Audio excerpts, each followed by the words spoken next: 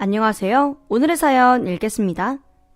안녕하세요. 저는 부동산 중개업을 하는 40대 남자입니다. 아무래도 사람을 많이 만나는 직업이다 보니 이런 사람 저런 사람 정말 별별 사람을 다 만난 것 같습니다. 몇백억 건물을 사면서 중개 수수료 깎아달라는 사람도 있었고, 월세 들어간 지 일주일 만에 개인 사정으로 다시 이사 간다고 야반도주하듯 사라진 사람도 있었습니다. 그 속엔 각자 나름의 사연들이 있겠지 싶어서 제가 해줄 수 있는 건 도와드리고 안 되는 건 딱 잘라서 안 된다고 말하고 있습니다. 예전에는 그런 사람들의 속사정에 깊이 관여하고 싶은 마음이 없었어요. 물론 지금도 내막을 알고 싶다는 건 아닙니다. 단지 살다 보니 저에게도 남모를 속사정이 생겨서 마음고생하는 날들이 있었고, 가끔은 누가 내 얘기를 들어줬으면 하는 바람이 생기더군요. 그래서 오늘 이렇게 생면부지의 사람들에게 제 이야기를 털어놓으려고 합니다. 처음부터 하나씩 말씀드리겠습니다. 저는 자랑은 아니지만 30이 넘어 30 중반이 되기까지 연애라고는 해본 적이 없었습니다. 여자를 만날 기회가 아주 없었던 건 아니지만 제 처지가 썩 좋지 않아서 마음 놓고 연애를 할 수 있는 상황이 아니었거든요. 간략하게 말씀드리면 가난이 문제였죠. 어릴 적엔 꽤 잘 사는 집이었는데 아버지가 돌아가시며 가세가 기울기 시작하면서 첫째인 제가 많은 짐을 짊어지게 되었습니다. 그래도 운이 좋은 편이었어요. 30이 되기 전 공인중개사 자격증을 취득하고 그때부터 꾸준히 일한 결과 현재는 먹고 사는데 부족함 없이 살게 되었습니다. 아무래도 부동산 쪽 정보가 있다 보니 그쪽으로 재테크를 많이 하게 되었거든요. 그렇게 30 중반이 되어 자리를 잡게 되면서 연애라는 것도 처음 해봤습니다. 그녀를 처음 만나게 된 건 제가 운영하고 있는 중개소에서 그녀가 독립할 원룸을 중개해주면서입니다. 그녀가 처음 제 사무실 문을 열고 들어왔을 때 저는 심장이 멎는 것 같았어요. 꿈에 그려오던 이상형을 만났으니까요. 사실 예쁜 걸로만 치면 텔레비전에 나오는 연예인이며 또 강남대로에서 스치는 여자 19은 그녀보다 예쁘죠. 그런데 그녀는 묘한 분위기가 있었습니다.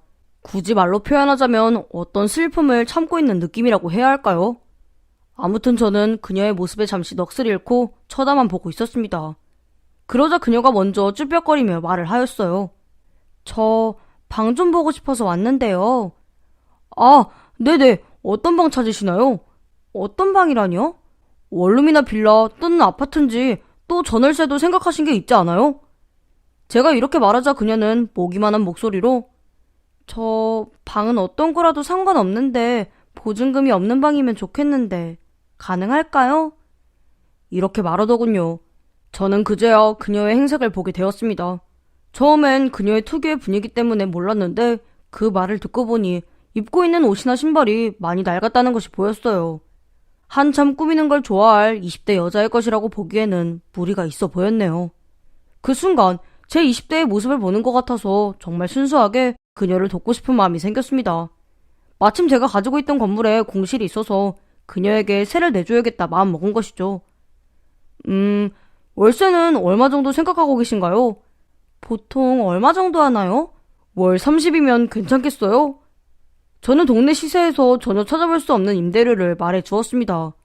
그녀는 그제야 안심이 되는 듯 웃으며 고개를 끄덕이더군요. 그리고는 그날 바로 계약서를 쓰고 다음날 입주하기로 하였습니다. 다음날이 되어 하루 종일 저는 그녀 생각으로 일이 손에 잡히지 않았어요. 그래서 큰맘 먹고 그녀에게 찾아가 보았습니다. 한참 이사 중일 거라 생각했는데 건물 앞은 조용하였습니다. 분명 낮 12시에 이사를 올 거라고 했던 것 같은데 아직 도착하지 않았나 싶었네요. 그런데 제가 돌아서서 가려는데 그녀가 양손 가득 짐을 가지고 저 멀리서 걸어오더군요. 저는 뛰어가 그녀의 짐을 받아들며 인사를 건넸습니다. 이사는 다 끝나셨어요? 아니요, 지금 이사하는 중이에요. 알고 보니 가지고 들어올 짐도 얼마 없어서 혼자서 짐보따리를 가지고 이사를 하는 중이더군요. 저는 그녀의 짐을 들어서 집으로 옮겨주었습니다. 그렇게 저희의 두 번째 만남은 끝이 났습니다. 그 후 한동안은 그녀가 계속 생각났어요. 하지만 저는 이미 30대 중반이고 그녀는 계약을 할 때 보니 겨우 21였어요. 그래서 저는 그녀에게 끌리는 마음을 완전히 접기로 결심했습니다. 그런데 2년이 되려고 했는지 동네를 오며가며 마주치는 일이 잦았어요. 참, 차라리 눈에 보이지 않으면 잊혀질 텐데 잊을만 하면 마주치니 마음을 접는 게 쉽지 않았어요. 그러다가 한 달이 지나고 그녀가 갑자기 사무실로 저를 찾아왔습니다. 사무실에서 업무를 보고 있는 제게 그녀는 흰 봉투 하나를 내밀더군요. 그땐 경황이 없어서 몰랐는데 그 건물 주인이시죠? 이웃분들 얘기를 들어보니까 거기 보증금 2천에 월세가 60이라던데 제가 최대한 맞춰보려고 넣었어요. 그녀가 준 봉투에는 47만 원이 들어있었습니다.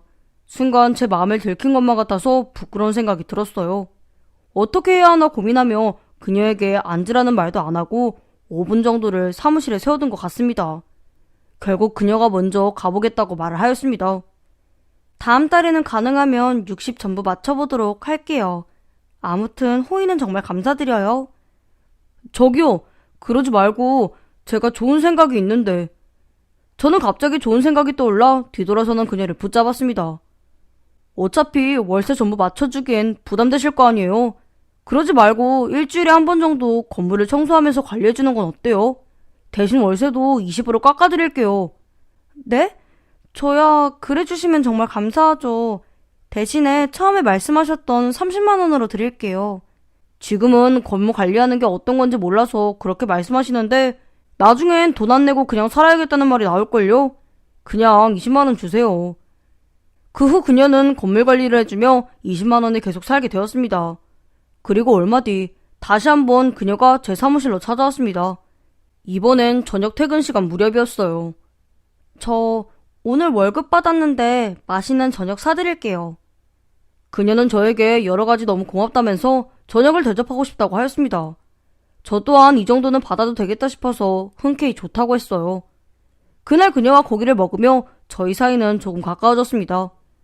그 후 그녀는 일주일에 한 번꼴로 퇴근 후 제 사무실에 들렸고 그때마다 저희는 같이 밥을 먹었어요. 제가 사는 날도 있었고 그녀가 사는 날도 있었습니다. 그러다 보니 어느 순간 저희는 연인이 돼 있더군요. 원래 사람이 자주 보다 보면 정이 들기 마련이잖아요. 그녀는 그냥 알고 지내던 때보다 연인이 되어서 가까이서 지켜보니 더욱 괜찮은 여자였습니다. 상대방을 배려하는 게 몸에 배어서 저보다 한참 어린데도 불구하고 언제나 저를 배려해 주었어요. 처음에는 그녀를 만난 것이 제 인생 최고의 행운이라 여겨졌어요. 그런데 시간이 지날수록 저는 어리석게도 그녀의 배려를 당연한 것이라 여기게 되었습니다. 또한 그녀가 더는 특별하게 여겨지지도 않았죠. 하지만 그게 그녀에 대한 제 마음이 식었기 때문은 아닙니다. 단지 좀 더 편안해진 기분, 마치 가족 같은 기분 때문이었어요. 사실 그때쯤 저는 그녀와 함께하는 미래를 그리고 있었어요. 하지만 그녀는 저에게 조금씩 지쳐가기 시작했습니다. 어찌 보면 당연한 결과인데 굳이 변명을 하자면 연애가 처음이었던 저는 소중한 인연을 지키는데도 노력이 필요하다는 걸 몰랐습니다. 그녀가 편하게 느껴질수록 저는 가족에게 투정 부리듯 조금만 힘들어도 그녀에게 짜증을 내기 일쑤였고 또 친구들과 만난 자리에서 제 딴에는 장난으로 한 것이지만 그녀를 무시하는 말도 서슴지 않았어요. 결국 그녀는 건디다 못해 저에게 이별을 고하였습니다. 오빠, 길게 말 안 할게요. 우리 헤어져요. 여태 한 번도 본 적 없는 그녀의 차가운 모습이었죠. 그런데 그 순간에도 제가 얼마나 철이 없었냐면 그게 진짜 이별일 거라 생각하지 않았습니다. 물론 그녀가 한순간의 감정으로 실언을 했다고 생각하지도 않았어요. 그러니까 뭐랄까, 그 당시 저는 이별을 실감하지 못했다는 게 맞는 표현이겠죠? 한 번도 연인과 이별을 경험하지 못했으니 가장 가까웠던 사람과 멀어진다는 것이 또 그 아픔이 어떤 건지 전혀 몰랐던 거죠. 거기다 그녀가 어떤 마음으로 이별을 고했는지도 몰랐습니다. 하지만 다음날이 되어 이별이 무엇인지 알게 되었네요. 저는 오전을 보내고 오후에 한가한 시간이 되자 그녀가 생각나기 시작했습니다. 그리고 밤이 되어 평소와 다르게 할 일이 없어지자 그때야 조금 실감이 되었어요. 그렇게 3일이 지나니 그녀가 너무 보고 싶었습니다. 그래서 제 딴에는 선심 쓰는 마음으로 먼저 전화를 했어요. 하지만 그녀는 그 사이 핸드폰 번호를 바꿨더군요. 놀란 저는 그녀의 집으로 찾아가 보았습니다. 그런데 그녀는 작정하고 떠난 것인지 집도 깨끗이 비워두었습니다. 들어올 때와 마찬가지로 워낙 가진 짐이 얼마 없어서 조용히 이사를 할 수 있었던 것 같아요.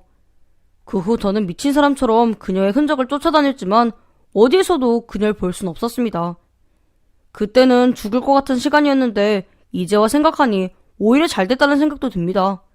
왜냐하면 그 시간을 견뎠기에 다시 돌아온 그녀에게 더는 상처 주는 일 없이 오롯이 아껴줄 수 있게 되었거든요.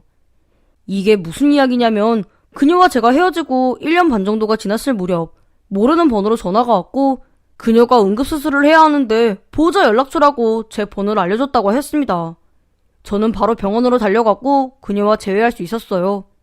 다행히 가벼운 맹장수술이라 그녀의 몸도 금방 회복되었습니다. 저는 그녀가 입원한 동안 매일 병원에 찾아가 병간호를 하며 지극정성으로 돌봐주었습니다. 하지만 그녀는 더는 찾아오지 말라며 급한 상황이라 제 연락처를 알려준 것일 뿐 다시 시작할 마음은 없다고 선을 긋더군요. 저는 그때부터 메일을 그녀에게 빌고 또 빌었습니다. 제가 잘못했던 일에 대해서 진심으로 사과도 하였고요.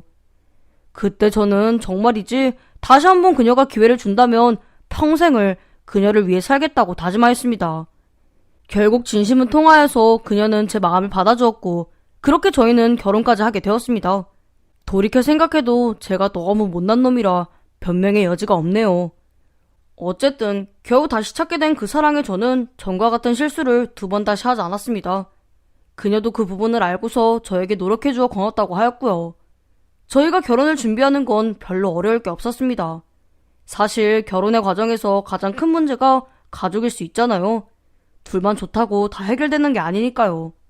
하지만 저희 부부는 둘만 잘 살면 아무 문제 없는 상황이었습니다. 저는 홀어머니가 계셨지만 시골에서 친구분들과 본인의 삶을 즐기고 계셔서 저희 부부에게 이래라 저래라 하는 게 없으셨고 또 아내는 가족이 없었거든요. 아내가 저와 처음 만났던 그때가 아내의 어머니가 돌아가신 때라고 합니다. 의붓 아버지와 의붓 동생이 있지만 같이 살 만큼 가까운 사이가 아니라서 집을 나오게 되었다고 했었어요. 그러다 보니 결혼 준비 과정에서 양가 다툼이나 가족과 관련된 문제라곤 눈을 씻고 찾아봐도 없는 상황이었어요. 그렇게 저희는 결혼식을 하고 정식으로 부부가 되었습니다. 아내는 결혼 전에 마트에서 일을 하고 있었는데 사실 유통일이 정말 쉬운 게 아니거든요. 하루 종일 무거운 물건을 들었다 놨다. 말이 쉽지 정말 막노동에 가까운 일입니다. 그래서 저는 아내에게 일을 그만두는 것이 어떻겠냐고 물었습니다. 당신 마트 그만두면 안 될까? 하루 종일 몸 쏘는 일이라 난 당신 몸 상할까봐 너무 걱정돼. 대신 당신이 건물 관리를 하는 거지. 물론 청소업체는 따로 고용하고 월세 관리랑 시설 관리 같은 거. 내가 이렇게 말한 이유는 괜찮은 건물이 나온 게 있어서 융자 받아서 하나 더 매입할 생각인데 그러려면 아무래도 누구 하나는 전적으로 관리를 해야 될 것 같아서 그래. 틀린 말도 아니었어요. 당시에 목 좋은 곳에 시세보다 저렴하게 건물이 나온 상황이었는데 매입하면 몇 년 안에 시세 차익을 보고 매각할 수 있겠다 싶었거든요. 그리고 그동안엔 관리를 해야 하는데 아내가 해주면 서로 좋은 일이잖아요. 아내는 처음엔 조금 부담스러워하는 눈치였습니다. 하지만 제가 계속 설득했고 결국엔 제 제안을 수락해 주었어요. 아내가 건물 관리를 시작하고 나니 좋은 점이 무척 많았습니다. 예전엔 사소한 것들 전부 저 혼자 챙겨야 하니 중개업을 하면서 동시에 하는 것이 힘에 부쳤거든요. 그런데 이젠 아내가 건물에 관련된 일들을 전부 처리해줘서 일이 훨씬 수월해졌습니다. 그렇게 저희 부부는 하나씩 자리를 잡아가고 있었어요. 그러던 어느 날 이상한 일이 생겼습니다. 그날 저녁 저는 경기 외곽에 있는 땅을 보고 싶다는 사람들이 있어서 본의 아니게 야근을 하게 되었습니다. 아내에게 전화해서 사정을 이야기하고 먼저 저녁을 먹으라고 하였어요. 여보, 나 오늘 저녁에 이천으로 물건 좀 보여주러 가야 돼. 다녀오면 늦을 것 같으니까 당신 먼저 저녁 먹어. 몇 시쯤 와요? 근데 당신... 그런데 아내가 뭔가 할 말이 있는 듯 머뭇거리는 게 느껴졌습니다. 저는 아내에게 무슨 일이 있는지 물었어요. 왜? 무슨 할 말 있어? 아니에요. 일 보고 조심해서 올라와요. 아내는 아무 일 아니라며 전화를 끊었습니다. 저는 아내가 평소와 다르다고 생각은 했지만 별일 아니지 싶어 그냥 넘어갔습니다. 왜냐하면 그 후에 아내는 평소와 다름이 없었거든요. 그렇게 시간은 또다시 몇 개월이 훌쩍 지났습니다. 그런데 차츰 아내가 비밀을 감추고 있다는 생각이 들기 시작했어요. 평소와 다르게 핸드폰에 잠금 설정을 해둔 것은 물론이고 전화나 문자가 오면 제가 없는 곳으로 가서 확인을 하는 것이 이상했습니다. 하지만 자주 있는 일은 아니었고 한 달에 2-3번 정도 그랬던 것 같습니다. 그러다가 일이 터진 것은 앞서 제가 말씀드렸던 새로운 건물을 매입하면서예요. 건물이 한두 푼 하는 게 아니다 보니 저는 융자를 꽤 많이 받게 되었습니다. 그런데 건물 매입 후 몇 가지 보수 공사를 하게 되면서 급하게 돈이 필요하게 되었어요. 하지만 현금을 전부 쓴 상태라 속이 바짝바짝 타들어가더군요. 평소엔 경제관념이 뚜렷해서 예비로 필요한 돈을 잘 챙겨두는 편인데 워낙 그 건물이 욕심이 나서 앞뒤 사정도 안 따지고 구입하게 된 것이죠. 결국 저는 아내에게 그동안 받은 월세 금액을 수리비용에 보태자고 하였습니다. 사실 건물 관리를 맡길 때 월세 입금 내역에 대해선 아내가 전적으로 관리하라고 하였습니다. 하지만 사정이 안 좋다 보니 그 돈을 달라고 할 수밖에 없는 상황이었죠. 여보, 미안한데 월세 받은 돈 수리비에 보탤 수 있을까? 당장 수리를 해야 그 건물에서도 수익이 생기고 그래야 안정이 될 거야. 그때까진 융자금 이자 내려면 월세 수익을 사용해야 할 것 같아. 미안해. 그런데 아내의 얼굴이 하얗게 질린 것이 한눈에 봐도 뭔가 문제가 있는 듯 했습니다. 아내는 조심스럽게 얼마가 필요한지 묻더군요. 얼마 정도 필요해요? 그 당시 건물이 만실이라서 수익이 월 900이 나고 있었어요. 저는 아내에게 세네달치 수익금은 전부 사용해야 할 것 같다고 말했습니다.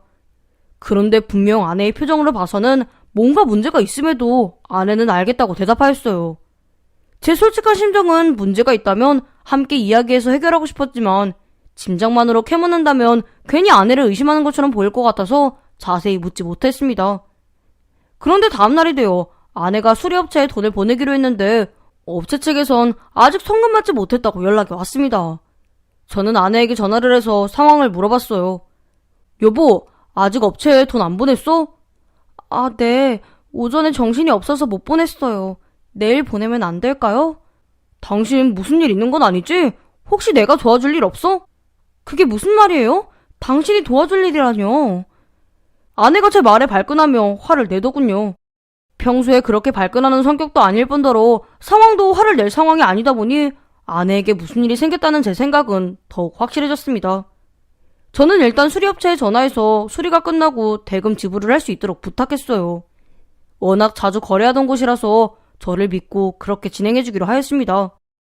그날 저녁 저는 아내에게 수리비는 천천히 입금해도 된다고 이야기했어요. 업체 사장님한테 후불로 결제하겠다고 말씀드렸으니까 천천히 입금해도 돼. 근데 정말 아무 일 없는 거야? 저는 이 정도로 이야기했으면 아내가 먼저 무슨 일인지 말해줄 거라 생각했습니다. 하지만 아내는 끝끝내 아무 말도 안 하더군요. 결국 저는 스스로 알아낼 방법을 궁리했어요. 그런데 이런 상황에서도 저는 아내에 대한 근본적인 믿음이 사라지진 않았습니다. 이 사연을 들으시는 분들은 이해 못할 수도 있겠지만 가족만이 가질 수 있는 믿음이라는 게 있잖아요. 사실 그랬기에 아내가 곤란한 상황에 처했다는 생각을 했고 가능한 도움을 주고 싶었습니다. 이때 제가 생각했던 건 아내가 결혼 전 빚을 지고 있던 게 아닌가 하는 거였어요. 그래서 가장 먼저 통장 출금 내역을 확인하였습니다. 일단 그 돈이 어디로 갔는지 알아야 아내에게 필요한 도움을 줄 수 있을 것 같았거든요. 그런데 웬 남자에게 작게는 몇십만 원에서 많게는 몇백까지 송금이 됐더군요. 통장을 확인하기 전에는 카드사나 은행권으로 빚을 갚았을 거라 생각했는데 개인에게 송금이 돼 있는 내역을 보니 혼란스러웠습니다. 이제 이 문제를 어떻게 해야 하나 한참 고민했네요. 결국 저는 통장 내역을 보여주고 아내와 솔직한 이야기를 나누기로 결정했습니다. 여보, 할 말이 있는데 사무실로 잠시 올 수 있어? 제 말에 아내는 무엇인가 짐작한 듯 알겠다며 대답을 하고 얼마 뒤 사무실로 왔습니다. 아내는 제가 통장 내역 뽑은 걸 보여주자 한참을 말없이 내역만 쳐다보았어요. 그리고는 힘겹게 말을 시작했습니다. 내가 계부랑 의붓동생이 있다는 말 했었죠? 그런데 계부가 어떻게 알았는지 제가 결혼한 걸 알고선 연락이 왔더라고요. 엄마가 살아계실 때도 사이가 그다지 좋은 편은 아니어서 그냥 인사만 하고 끊으려고 했는데 의붓동생이 아프다고 말을 꺼내셨어요. 그 동생이랑은 생판 남이었어도 서로 의지하는 부분이 많았거든요. 아버지가 술 취해서 들어오시면 엄마도 그렇고 우릴 많이 때리셨어요. 그때마다 서로 의지하며 겨우 버텼거든요. 물론 내가 집을 나오면서 완전히 연락이 끊기긴 했지만 함께 살 땐 서로에게 의지할 수밖에 없는 관계였어요. 그런데 아버지가 연락하셔서 동생 수술비가 필요한데 돈을 빌려달라고 하시더라고요. 처음부터 당신한테 이야기했어야 하는데 도저히 입이 안 떨어져서 몰래 빌려주고 말았어요. 그 당시에 아버지 말로는 동생 보험금이 지급될 거라 며칠 안에 갚을 수 있다고 했거든요. 그 말만 철석같이 믿고 빌려준 건데. 아내의 이야기는 이것이 끝이 아니었습니다. 그 후엔 아내의 계부가 아내를 협박하며 돈을 계속 빌려갔다고 합니다. 그러다 일이 걷잡을 수 없이 커지기 시작하자 아내는 계부의 부탁을 더는 들어주지 않았다고 해요. 그러자 한 번은 직접 찾아와 아내를 억지로 차에 태워 협박 아닌 협박을 하기도 했더군요. 내가 너 결혼한 거면 연락처 주소 전부 어떻게 알았는지 궁금하지 않냐? 좋은 말로 하니까 인연이 애비 무서운 줄 모르는데 잘 알아둬라. 너나 네 남편이나 전부 내 손바닥 안에 있다. 알겠냐? 알겠냐고. 그렇게 아내는 몇 시간을 계부에게 끌려다녔다고 해요. 그 뒤로 저에게 말할 엄두는 더욱 낼 수 없었다고 합니다. 아내의 이야기는 끝이 났습니다. 저는 일단 의붓동생의 건강 상태에 대해 아는 것이 있냐고 물었어요. 그럼 당신 의붓동생은 수술은 잘 받은 거야? 일단 그것부터 확인하고 나머지는 차차 해결하자. 근데 아무래도 이상해요. 이건 내 느낌이라서 증거가 없긴 한데 그 동생 이미 이 세상 사람이 아닌 것 같아요. 처음에 계부가 동생이 수술한다고 했을 땐 그 말을 전부 믿었는데 모르겠어요. 느낌이 그래요. 저는 아내에게 계부에 대해서 아는 것을 전부 말해보라고 하였습니다. 지금 알고 있는 거라곤 전화번호 하나밖에 없어요. 사실 동생 소식을 알아보려고 예전 살던 집으로 가봤는데 이미 이사가고 없더라고요. 전화도 제가 먼저 연락하는 건 받질 않아요. 아무래도 계부가 어디선가 아내의 소식을 듣고 돈을 뜯어내려 작정을 한 것 같았습니다. 다행히 아내는 얼마 전부터 계부의 협박성 전화를 녹음하고 또 문자도 모아뒀다고 하였어요. 저는 계부의 신상을 확보하는 게 우선이다 싶어서 아는 분을 통해서 이런 조사를 해주시는 분을 소개받았습니다. 그쪽에선 계부의 전화번호 하나로 주소와 가족관계, 그 밖에 사소한 몇 가지를 알아다 주셨어요. 그런데 아내의 예감이 딱 들어맞았더군요. 아내의 의붓동생은 병에 걸려서 치료 한번 받아보지 못하고 이미 세상을 떠난 후였습니다. 그런데 아내의 계부라는 작자는 죽은 친자식을 내세워 아내에게 돈을 뜯어내고 또 그걸로 부족해서 아내와 저의 신변을 위협하여 돈을 뜯어내고 있었던 것입니다. 아내는 이 모든 증거를 가지고 바로 경찰서로 가자고 하더군요. 물론 저도 경찰에 이 사실을 신고할 생각이었습니다. 하지만 그냥 빠르게 끝내기엔 그동안 마음고생했을 아내가 너무 안쓰러웠어요. 당신이 싫다고 한다면 안 할 테지만 난 당신 계부 한 번은 만나보고 싶어. 만나서 뭘 하겠다는 건 아니야. 하지만 언젠가 죄에 대한 대가를 치르고 나서라도 다시는 당신을 찾아와선 안 된다는 걸 알려주고 싶어서 그래. 아내는 제 말에 한참 고민하였습니다. 오빠 말이 맞는 것 같아요. 더는 꼴도 보기 싫고 너무 괴로워서 그냥 경찰에 신고하고 끝나는 게 맞다고 생각했는데 나중을 생각하면 한 번쯤은 만나는 것도 나쁘지 않은 방법 같아요. 근데 만나서 무슨 말을 해야 할지 아직은 잘 모르겠어요. 특히나 계부가 어떤 사람인지 아니까. 당신은 굳이 안 만나도 돼. 아니요. 내가 직접 나가지 않으면 안 돼요. 계부는 내가 나약하다고 생각하기 때문에 날 그렇게 이용하려고 하는 거예요. 그래서 아내와 저는 함께 아내의 계부를 만나러 갔습니다. 사람이란 게 참 무서운 존재더군요. 계부는 뒤에선 그렇게 파렴치한 짓을 하면서도 사람들이 보는 곳에선 참 멀쩡하게 지내고 있었습니다. 계부라는 작자는 이미 다른 사람과 가정도 이루고 동네에서 작은 편의점을 운영하며 누가 봐도 평범한 삶을 살고 있었거든요. 아내와 제가 들어서자 계부의 얼굴이 하얗게 질리기 시작했습니다. 네가 여기는 어떻게 알고? 긴 말하고 싶지 않아요. 여기 오면서 경찰에 신고도 전부 해뒀어요. 제가 찾아온 건 제 인생에 다시는 나타나지 말라고 경고하러 온 거예요. 그러자 그 사람은 좀 전에 당황하는 기색은 사라지고 아내를 가소롭다는 듯이 쳐다봤습니다. 니까짓 게 지금 뭘로 경고를 한다는 거냐? 이미 경찰에 신고했다니? 뭘 신고했다는 거야? 말이 되는 소리를 하거라. 이래껏 길러준 지 애비에게 용돈 몇 푼 지어주고 신고라니. 참 세상 오래 살고 볼 일이구나. 아내에게 들은 대로 계부는 정말 파렴치한 인간이었습니다. 그 사람의 말을 듣고 있던 저도 한마디 하였네요. 그쪽이 제 아내에게 했던 협박 문자나 전화 기록이 남아있어요. 또 죽은 자식을 이용해서 돈을 뜯어냈다는 증거도 있고요. 그래서 뭐요? 그렇게 고소하고 싶으면 어디 해보쇼. 하지만 나도 참진 않을 테니. 그 사람은 넌지시 출소를 염두에 두는 듯 말하였습니다. 물론 저도 시간이 지나서 그 작자가 찾아온다고 순순히 당하고만 있을 생각은 아니었기에 두고 보자는 말을 하고 뒤돌아올 생각이었습니다. 그런데 아내가 저에게 귓속말로 오빠, 날 위해서 합의금 정도는 마련해줄 수 있죠? 이렇게 말하고는 제 대답이 끝나기도 전에 갑자기 가게를 때려 부수기 시작했어요. 평소 아내의 성격과는 완전히 다른 모습에 저조차도 넋을 잃고 보기만 했네요. 물론 아내의 계부 또한 짐작도 못한 모습에 깜짝 놀라서 말릴 엄두도 못 내는 것 같았어요. 결국 경찰이 오고서야 아내를 말릴 수 있었습니다.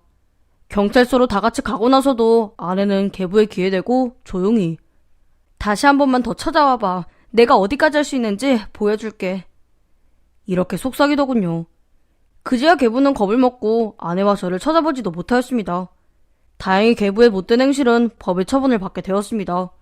물론 아내도 벌금을 내게 됐지만 그 일로 인하여 더는 그 작자의 소나기에서 놀아나지 않을 수 있었기에 충분히 감당할 수 있는 정도였죠.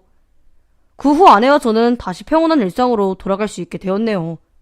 세상을 살다 보면 별별 사람을 다 본다지만 정말이지 잊을 수 없는 경험이어서 이렇게 이곳에 털어놓게 되었습니다. 자신보다 약하다고 생각해서 남을 해코지하는 못된 사람들이 세상엔 여전히 존재하고 있습니다. 제 사연을 들으신 모든 분들은 강자에게 강하고 약자에겐 한없이 좋은 사람들이 되길 바라며 또한 약한 사람을 휘두르려는 못된 사람들에게 절대 당하지 않았으면 하는 바람입니다. 감사합니다. 안녕하세요. 저는 지금 첫 아이를 임신하고 한창 태교에 돌입한 예비 엄마예요. 저희 부부는 오랜 시간 동안 아이가 생기지 않는 난임으로 고통받았고 눈물도 많이 흘리며 몸고생, 마음고생 다 했어요. 그래서 지금 찾아와준 아기 천사가 더욱더 소중하게 느껴지네요. 이 아기가 오기 전까지 참 힘든 일이 많았는데 기억을 되살려서 처음부터 이야기해보겠습니다. 저는 태권도 도장을 운영하시는 부모님 밑에서 태어났어요. 어릴 때부터 자연스럽게 태권도를 접하고 배웠고 단도 차례대로 다 땄죠. 엄마는 남자같이 억세졌다고 가끔 놀리시지만 그래도 저는 건강면에서나 체력면에서나 아주 만족합니다. 그리고 덕분에 대학도 체육 관련된 쪽으로 진학했고요. 저는 대학생 때부터 주짓수 도장에서 아르바이트식으로 학생들을 가르쳤어요. 완전 전문적인 선수들까지는 아니고 주로 어린 아이들이나 학생들을 가르쳤었죠. 어린 아이들은 아무래도 무서운 덩치를 가진 선생님들보다는 여자 선생님이 지도해주니까 더 좋아하더라고요. 남편은 대학생 시절에 만나서 연애를 시작했습니다.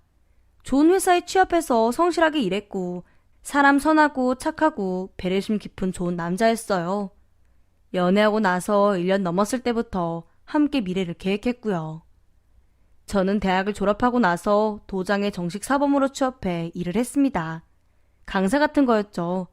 제 일에 자부심도 있었고 무엇보다 제가 가르친 학생들이 저를 좋아하는 모습을 보면 너무 행복했어요. 그러나 이유는 잘 모르겠지만 그게 어른들 눈에는 그렇게 좋은 직업이 아니었나 봐요.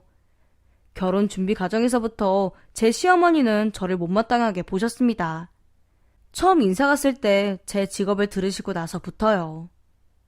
뭐? 주짓수 도장? 그거 싸움질 아니야? 엄마는 무슨 말을 그렇게 해. 싸움이라니? 장인어른도 태권도 도장 운영하시고 엄연히 대학 때부터 열심히 공부하고 해서 취업한 거야. 스포츠라고. 스포츠는 무슨? 여자가 얌전히 남편 내조하고 살림 잘하면 됐지. 결혼하면 주위에 복이 남사시려서 어쩌니? 그만둘 거지? 뭘 그만둬? 이거 와이프 직업이야. 내가 내 와이프 커리어 망치고 내조만 하라고 하면 내가 뭐가 돼? 그 이후로부터 어머님은 결혼 준비 과정 내내 예단, 예물, 결혼식장 등등 다 불만을 토로하시며 노골적으로 저를 미워하셨습니다. 정말 결혼을 깰까 싶기도 했지만 남편이 중간에서 어머님에게 큰 소리도 쳐가면서 저를 잡아서 그럴 수도 없었네요. 그렇게 우여곡절 끝에 결혼을 했습니다. 결혼하고 나서 내가 정말 더 잘해야지 라고 생각하면서 힘내려고 했어요. 지성이면 감천이라고 내가 더 잘하면 어머님도 마음이 풀어지실 거라고 생각했었죠. 저희 부부는 아이를 좋아하고 연애도 오래 했어서 아이 계획을 빨리 세웠어요. 거의 결혼한 지 3달 정도 후부터 아이 가지고 싶다, 임신 계획 세우자 라고 시작했던 것 같습니다. 양가에도 저희는 아이 빨리 가지려고요 라고 말씀을 드린 적도 있었고요. 저희는 항상 건강검진에서 둘 다 아주 깨끗하게 나왔고 둘 다 술, 담배 일절 안 하고 남편은 바쁜 와중에도 운동도 틈나는 대로 했어요. 저야 뭐 직업이 운동이니까 상관없었고요. 그런데 임신은 되지 않았습니다. 처음에 시도했던 달에 실패했을 때는 대수롭지 않게 생각했어요. 그래, 한 번에 되는 걸 바라는 것도 욕심이지 생각했죠. 그러나 한 번 실패하고 두 번 실패하고 이상하리만치 아이가 오지 않았습니다. 양가 부모님께는 아이 계획한다고 말씀드려놨는데 소식은 없으니 어른들도 많이 물어보시더라고요. 어머님이 특히 많이 궁금해하셨어요. 너희 아이 가진다고 하지 않았어? 소식 없니? 아, 계속 시도는 하는데 실패하네요. 걱정 마세요. 더 노력할게요, 어머님. 너 몸 관리 제대로 하는 거니? 건강한데 왜 애가 안 들어서? 어머님은 제게 평소에 일절 관심도 없으시고 시큰둥하시더니 점점 제 임신을 붙들기 시작하셨습니다. 전화하셔서 이거 먹어봐라, 저걸 해봐라. 몸 관리는 잘하냐? 네가 못하니까 애가 안 들어선다 하시면서 스트레스를 많이 주셨어요. 그래서 저희는 시간을 쪼개서 난임 병원에도 가보았습니다. 그런데 병원에서도 두 분 다 정말 건강하신데 이상하네요. 저희가 딱히 치료라고 알려드릴 게 없는데 라고 자기들도 이상하다는 말만 할 뿐이었어요. 그런 말들을 들을수록 저는 더욱 서러웠습니다. 몸이 아프기라도 했다면 핑계거리라도 생겼을 텐데 말이죠. 저는 의도치 않은 스트레스에 밤마다 많이 울었고 남편도 저를 달래주다가 같이 울기도 했습니다. 친정 부모님께서는 걱정 마라, 다 때맞춰 온다 하셨지만 시부모님은 달랐어요. 아버님은 저희 임신 계획을 처음에 들으셨을 땐 그래, 나도 손주 좀 보자 하고 관심을 가지시며 좋아하시다가 저희가 계속 실패하니 아예 아무 말도 안 하시더라고요. 그리고 어머님은 제게 계속 임신 실패의 원인은 대부분 여자 쪽에 있다면서 몸 관리를 어떻게 하는 거냐는 잔소리를 퍼부으셨습니다. 그땐 정말 귀를 찢어버리고 싶었어요. 그렇게 보낸 세월이 1년이 넘었습니다. 첫 번째 결혼기념일에도 저는 난임병원에서 희망을 가지시라는 말만 듣고 나와야 했고 정말 우울했습니다. 그런데 저희 결혼 1주년 지나고 얼마 안 있어서 저희 임신은 잠시 뒤로 미뤄야 할 큰 소식이 들렸어요. 바로 제 도련님, 그러니까 남편 남동생이 갑작스럽게 결혼한다고 소식을 알려온 것이죠. 다들 놀랐습니다. 남편 남동생은 아직 대학 졸업하기 전이었거든요. 결혼의 이유는 바로 혼전 임신이었어요. 동서될 사람이 도련님이랑 동갑내기인데 임신을 했다고 하더군요. 어머님, 너무 걱정 마세요. 저희 부모님이 결혼 자금이랑 다 지원해 주신다고 하셨고요. 예쁜 손주 낳아드릴 테니까 그냥 손주 재롱 보시면 돼요. 상견례 자리에서 만난 예비 동서는 참 천진난만하더라고요. 임신한 게 전혀 겁나거나 무섭거나 그런 것도 없었습니다. 정말 말 그대로 딱 부잣집에서 곱게 자란 아가씨 티가 팍팍 났죠. 요즘은 혼수로 손주해온다던데 그래도 잘 되긴 했네. 누구처럼 설레발 쳐놓는 것보단 낫지. 형님보다 먼저 엄마 돼서 기분 나쁘신 건 아니죠? 형님도 노력 중이시라고 들었는데 곧 좋은 소식 들으실 거예요. 저 들으란 듯이 저격하는 어머님과 약 올리는 건지 천진난만한 건지 생글생글 웃기만 하던 예비 동서를 보면서 간신히 눈물을 참았습니다. 사실 어머님 아버님은 손주가 생긴다는 게 기뻐서 혼전 임신은 별로 신경도 안 쓰시는 것 같았어요. 결혼자금은 부잣집 예비동선의 부모님이 넉넉하게 지원해주시고 신혼집도 얻어주셨답니다. 그렇게 급하게 결혼식을 올리고 도련님은 결혼을 하게 되셨습니다. 동서는 부잣집 딸인 만큼 걱정 없이 편하게 임신기간을 보냈어요. 사실 본인이 본인 부모님 돈으로 편하게 지내는 건 좋은데 등 터지는 건 저였습니다. 형님, 저번에 가족 식사 때 먹은 잡채 형님이 하셨죠? 그게 너무 땡기는데 한번 해놔주시면 안 돼요? 형님, 저 태교용으로 그림 하나만 그려주세요. 저번에 형님이 그리셨다는 그림 너무 예쁘더라고요. 형님, 첫 조카인데 옷 한 벌은 해주실 거죠? 제가 받은 브랜드가 있는데 알려드려도 될까요? 정말 임신 못하는 사람 약 올리는 것도 아니고 처음에는 과하다 싶은 건 거절했어요. 그런데 그 다음날 바로 어머님 전화가 오시더라고요. 너는 동서가 임신했다는데 그걸 못 해주니? 왜? 너는 못 가지고 동서가 먼저 가져서 서러워? 그럼 너도 몸 관리 잘해서 얼른 가지던가 해야지.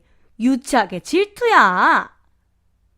정말 서러워서 울음 터지려던 거 꾹 참았네요. 제가 아이 못 가지는 걸로 마음고생하는 거 다들 알면서 그걸 철저하게 이용하는 것 같았습니다. 10달 후 조카가 태어나고 나서는 더욱더 그랬어요. 조카니까 보러 가서 애써 웃으며 예쁘다 하고 가까이 가서 보려고 하는데 어머님이 순간 제 등짝을 벅 때리셨습니다. 그 덕에 남편도 놀라고 저도 놀랐어요. 애를 낳아봤어야 알지. 그렇게 머리 들이밀었다가 화장품 가루 떨어지면 어쩔 거야? 아무튼 무식해가지고는. 그러니까 애가 안 들어서지. 엄마, 무슨 말을 그렇게 해? 내가 유진이한테 그런 말 하면 안 참는다고 했지. 너나 네 마누라 관리 잘해. 어쨌든 장남은 넌데 순서는 미뤄졌어도 너도 애는 가져야 할 거 아니야? 어머님, 형님, 싸우지 마세요. 형님도 꼭 예쁜 아기 낳으실 거예요. 정말 동서고 어머님이고 마음 같아서는 한 대 때려주고 싶었지만 애써 참았어요. 집에 와서 밤에 몰래 우는데 남편이 미안해. 그런 소리 듣게 해서. 나는 아이 없어도 돼. 우리 둘이 행복하면 됐지 뭐. 라고 달래주었던 기억이 납니다. 그때 남편한테도 미안해서 더 울었네요. 그리고 1년이 지났어요. 조카 돌잔치도 치렀죠. 조카 외가가 돈이 많아서 그런가 호텔에서 아주 광나게 돌잔치를 치렀습니다. 동서는 형님, 첫 조카 돌잔치인데 금반지 하나 해주실 거죠? 숙모한테 선물 주세요 해봐. 하면서 자기 아들을 안고 와서 기세등등하게 제 앞에서 유독 돌아다니더라고요. 정말 죄 없는 아기까지 미어질 지경이었고 어머님은 에휴, 큰아들 내가 먼저 해야 하는 건데 하며 저를 째려보시고 정말 기분 엉망이었습니다. 그리고 돌잔치 치르고 얼마 되지 않은 토요일이었어요. 남편은 출근하고 전 집에 있었죠. 그때 어머님한테 전화가 왔습니다. 어머님은 급한 일이 있다고 빨리 집으로 와줄 수 있냐고 물으셨고 저는 놀라서 당장 가겠다고 하고 달려갔어요. 왔니? 네가 4시간 정도만 애 좀 봐라. 분유 먹이고 트름 시키는 건 알지? 해 떨어지기 전에 나가서 햇볕도 좀 쏘여주고. 형님, 죄송해요. 제가 어머님 모시고 꼭 가고 싶었던 샵이 있어서 금방 다녀올게요. 형님 아기 가지시기 전에 연습한다고 생각하시면 되잖아요. 할인 쿠폰을 선물 받았는데 못 쓰면 아깝잖아요? 그렇게 제 의견은 묻지도 않고 어머님과 동서는 저와 조카만 남겨둔 채 나가버리셨습니다. 멍하니 있다가 사태를 파악하고 눈물을 흘렸어요. 서럽고 억울하고 속상했습니다. 그런데 엉금엉금 기어와 저를 보고 웃는 조카는 또 예쁘더라고요. 아직 말도 못하는 어린아이라서 그냥 공놀이 해주고 동화책도 읽어봐주고 분유 먹이고 하면서 놀아줬습니다. 조금 뒤에 조카가 제 옷을 잡아 끌면서 유모차를 가리키더라고요. 나가 놀자는 것 같았습니다. 근처에 공원이 있었거든요. 저는 조카를 유모차에 태워 공원으로 향했어요. 걸으면서 나도 내 새끼 유모차 태워줄 날이 올까? 하는 생각하면서 울적한 마음을 달랬습니다. 공원에 나가서 조카를 잠시 내려주고 멀리 못 가도록 뒤 졸졸 쫓아다니면서 시간을 보냈네요. 아기 쫓아다니는 게 생각보다 엄청 힘들더라고요. 그런데 그 순간이었습니다. 일은 순식간에 일어났어요. 갑자기 어떤 남자가 조카를 획 안아들고 마구 달리기 시작했습니다. 심지어 제 눈앞에 바로 조카가 있었는데도 말이죠. 그러자 조카는 자지러지게 울기 시작했어요. 눈앞에서 조카가 납치당하는 걸 보니까 제 자식도 아닌데 눈이 아주 뒤집히더라고요. 저는 조카를 안고 뛰는 사람이 남자고 저보다 힘이 세다는 걸 알고 있었지만 그래도 죽어라고 달렸습니다. 제가 태권도도 배웠고 주짓수 가르치는 사람이어서 그런가 상대가 성인 남자임에도 불구하고 그렇게 무섭거나 하는 마음은 없었어요.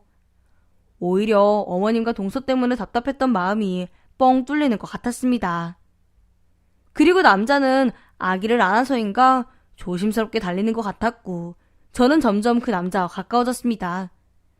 그리고 마침내 가까이 갔을 때 저는 남자의 목덜미를 잡고 발차기로 남자의 뒤통수를 빡 걷어찼어요. 그 순간 저는 재빨리 우는 조카를 받아안고 남자의 무릎 뒤를 걷어찼습니다. 미친 거 아니야? 어디 남의 집 아기를 눈앞에서 당당하게 납치해. 넌 죽었어. 엉엉 우는 조카를 토닥여서 달래고 즉시 핸드폰을 꺼내 경찰에 신고를 하려고 했어요. 그런데 그 순간 남자가 누워서 손을 모으고 빌더라고요. 잠시만요. 사정이 있었어요. 제발 제 얘기 좀 들어주세요. 제발요. 이건 아동 유괴야. 유괴 미수로 감옥 들어갈 줄 알아? 아기를 납치해? 넌 개만도 못한 놈이야. 아기는 돌려놓으려고 했어요. 아기 머리카락만 있으면 돼요. 한 가닥만요. 뜻밖의 말에 제가 잠시 손을 멈췄습니다. 그러자 그 남자가 바닥에 누운 채 눈물을 흘리기 시작했어요. 제 아들일 수도 있단 말이에요. 제발 부탁해요. 제발요. 제 아들일 것 같아서 그래요. 그 남자는 몸을 일으키더니 손에 얼굴을 묻고 울기 시작했어요. 그 모습이 어찌나 서러워 보이던지 제 서슬퍼런 기세도 어느새 조금씩 눌리더라고요. 저는 세진이랑 사귀던 사람이에요. 세진이라면 네? 저희 동서랑요? 네, 맞아요. 세진이랑 사귀었고 자취하는 세진이를 저희 집에서 살라고도 했었죠. 제가 군대를 갔었거든요. 분명히 상병 되기 전까지도 휴가 나와서 같이 살았는데 제가 제대하고 나니까 결혼을 했다더라고요. 그것도 혼전 임신으로요. 그래서 생각했어요. 세진이 애가 제 애일 거라고요. 저랑 사귀면서 바람을 피운 거니까 그 남자일 수도 있지만 확률적으로 제 애일 가능성이 있어요. 그래서 확인해보려고 했어요. 그럼 태어나고 바로 찾아오지 왜 이제 와요? 태어나고 바로 와서 유전자 검사하고 그랬으면 그때 양육권 가져갈 수 있는 건데 지금 서방님이랑 결혼도 했잖아요. 세진이가 너무너무 미웠어요. 그래서 아이가 만약에 제 아이가 맞다면 제가 데려오고 싶었어요. 그런데 취직하고 직장에서 자리 잡느라 그러느라고 늦었어요. 아이 키우려면 경제력은 있어야 하잖아요. 더군다나 세진이네 집안 사정 아실 거 아니에요. 저 정말 몸 갈아서 야근하고 일했어요. 오늘 세진이한테 샵 쿠폰 보낸 사람도 저예요. 제가 사서 일회용 폰으로 보냈어요. 사실 형님 되시는 분이 와서 애를 봐주실 거라고는 상상도 못했어요. 파출부를 쓰던가 그럴 거라고 생각했거든요. 듣고 보니 이건 정말 심각한 문제였습니다. 얄미운 동서 때문이 아니라 정말 이 사람 말이 맞다면 가족 전체가 다 속고 있는 거니까요. 좋아요. 내가 머리카락 하나는 갖고 가게 해줄게요. 갖고 가서 검사해요. 그리고 나서 결과 나오면 무작정 깽판 치지 말고 나한테 연락해요. 알겠죠? 감사합니다. 감사합니다.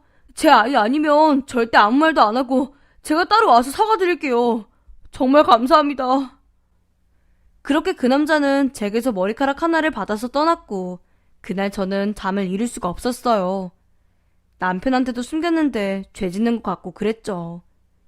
그리고 한 달이 조금 안 되어서 그 남자에게 연락이 왔습니다. 만나자고요. 긴장된 마음으로 만나러 갔는데 남자는 다짜고짜 제게 서류부터 내밀었어요. 서류 안에 든 종이에는 친자관계가 99.9% 성립합니다 라는 막장 드라마에 자주 나오는 문장이 적혀 있었습니다. 이제 어쩌고 싶으세요? 저번에 말씀드린 그대로예요. 저는 양육권을 원해요. 제가 제 손으로 키울 거예요. 거짓말이나 하는 여자는 애엄마가 될 자격 없다고 생각합니다. 남자는 어느새 어엿한 아빠의 모습을 하고 있었습니다. 남아있던 동서에 대한 애정도 다 사라진 것 같았죠. 결혼 전에 사고를 치기도 했고 서방님 가족인 제 입장에서 보면 상간남 같은 사람이기도 했지만 아이를 향한 애정이 강하게 느껴져서 저도 동질감을 느꼈습니다.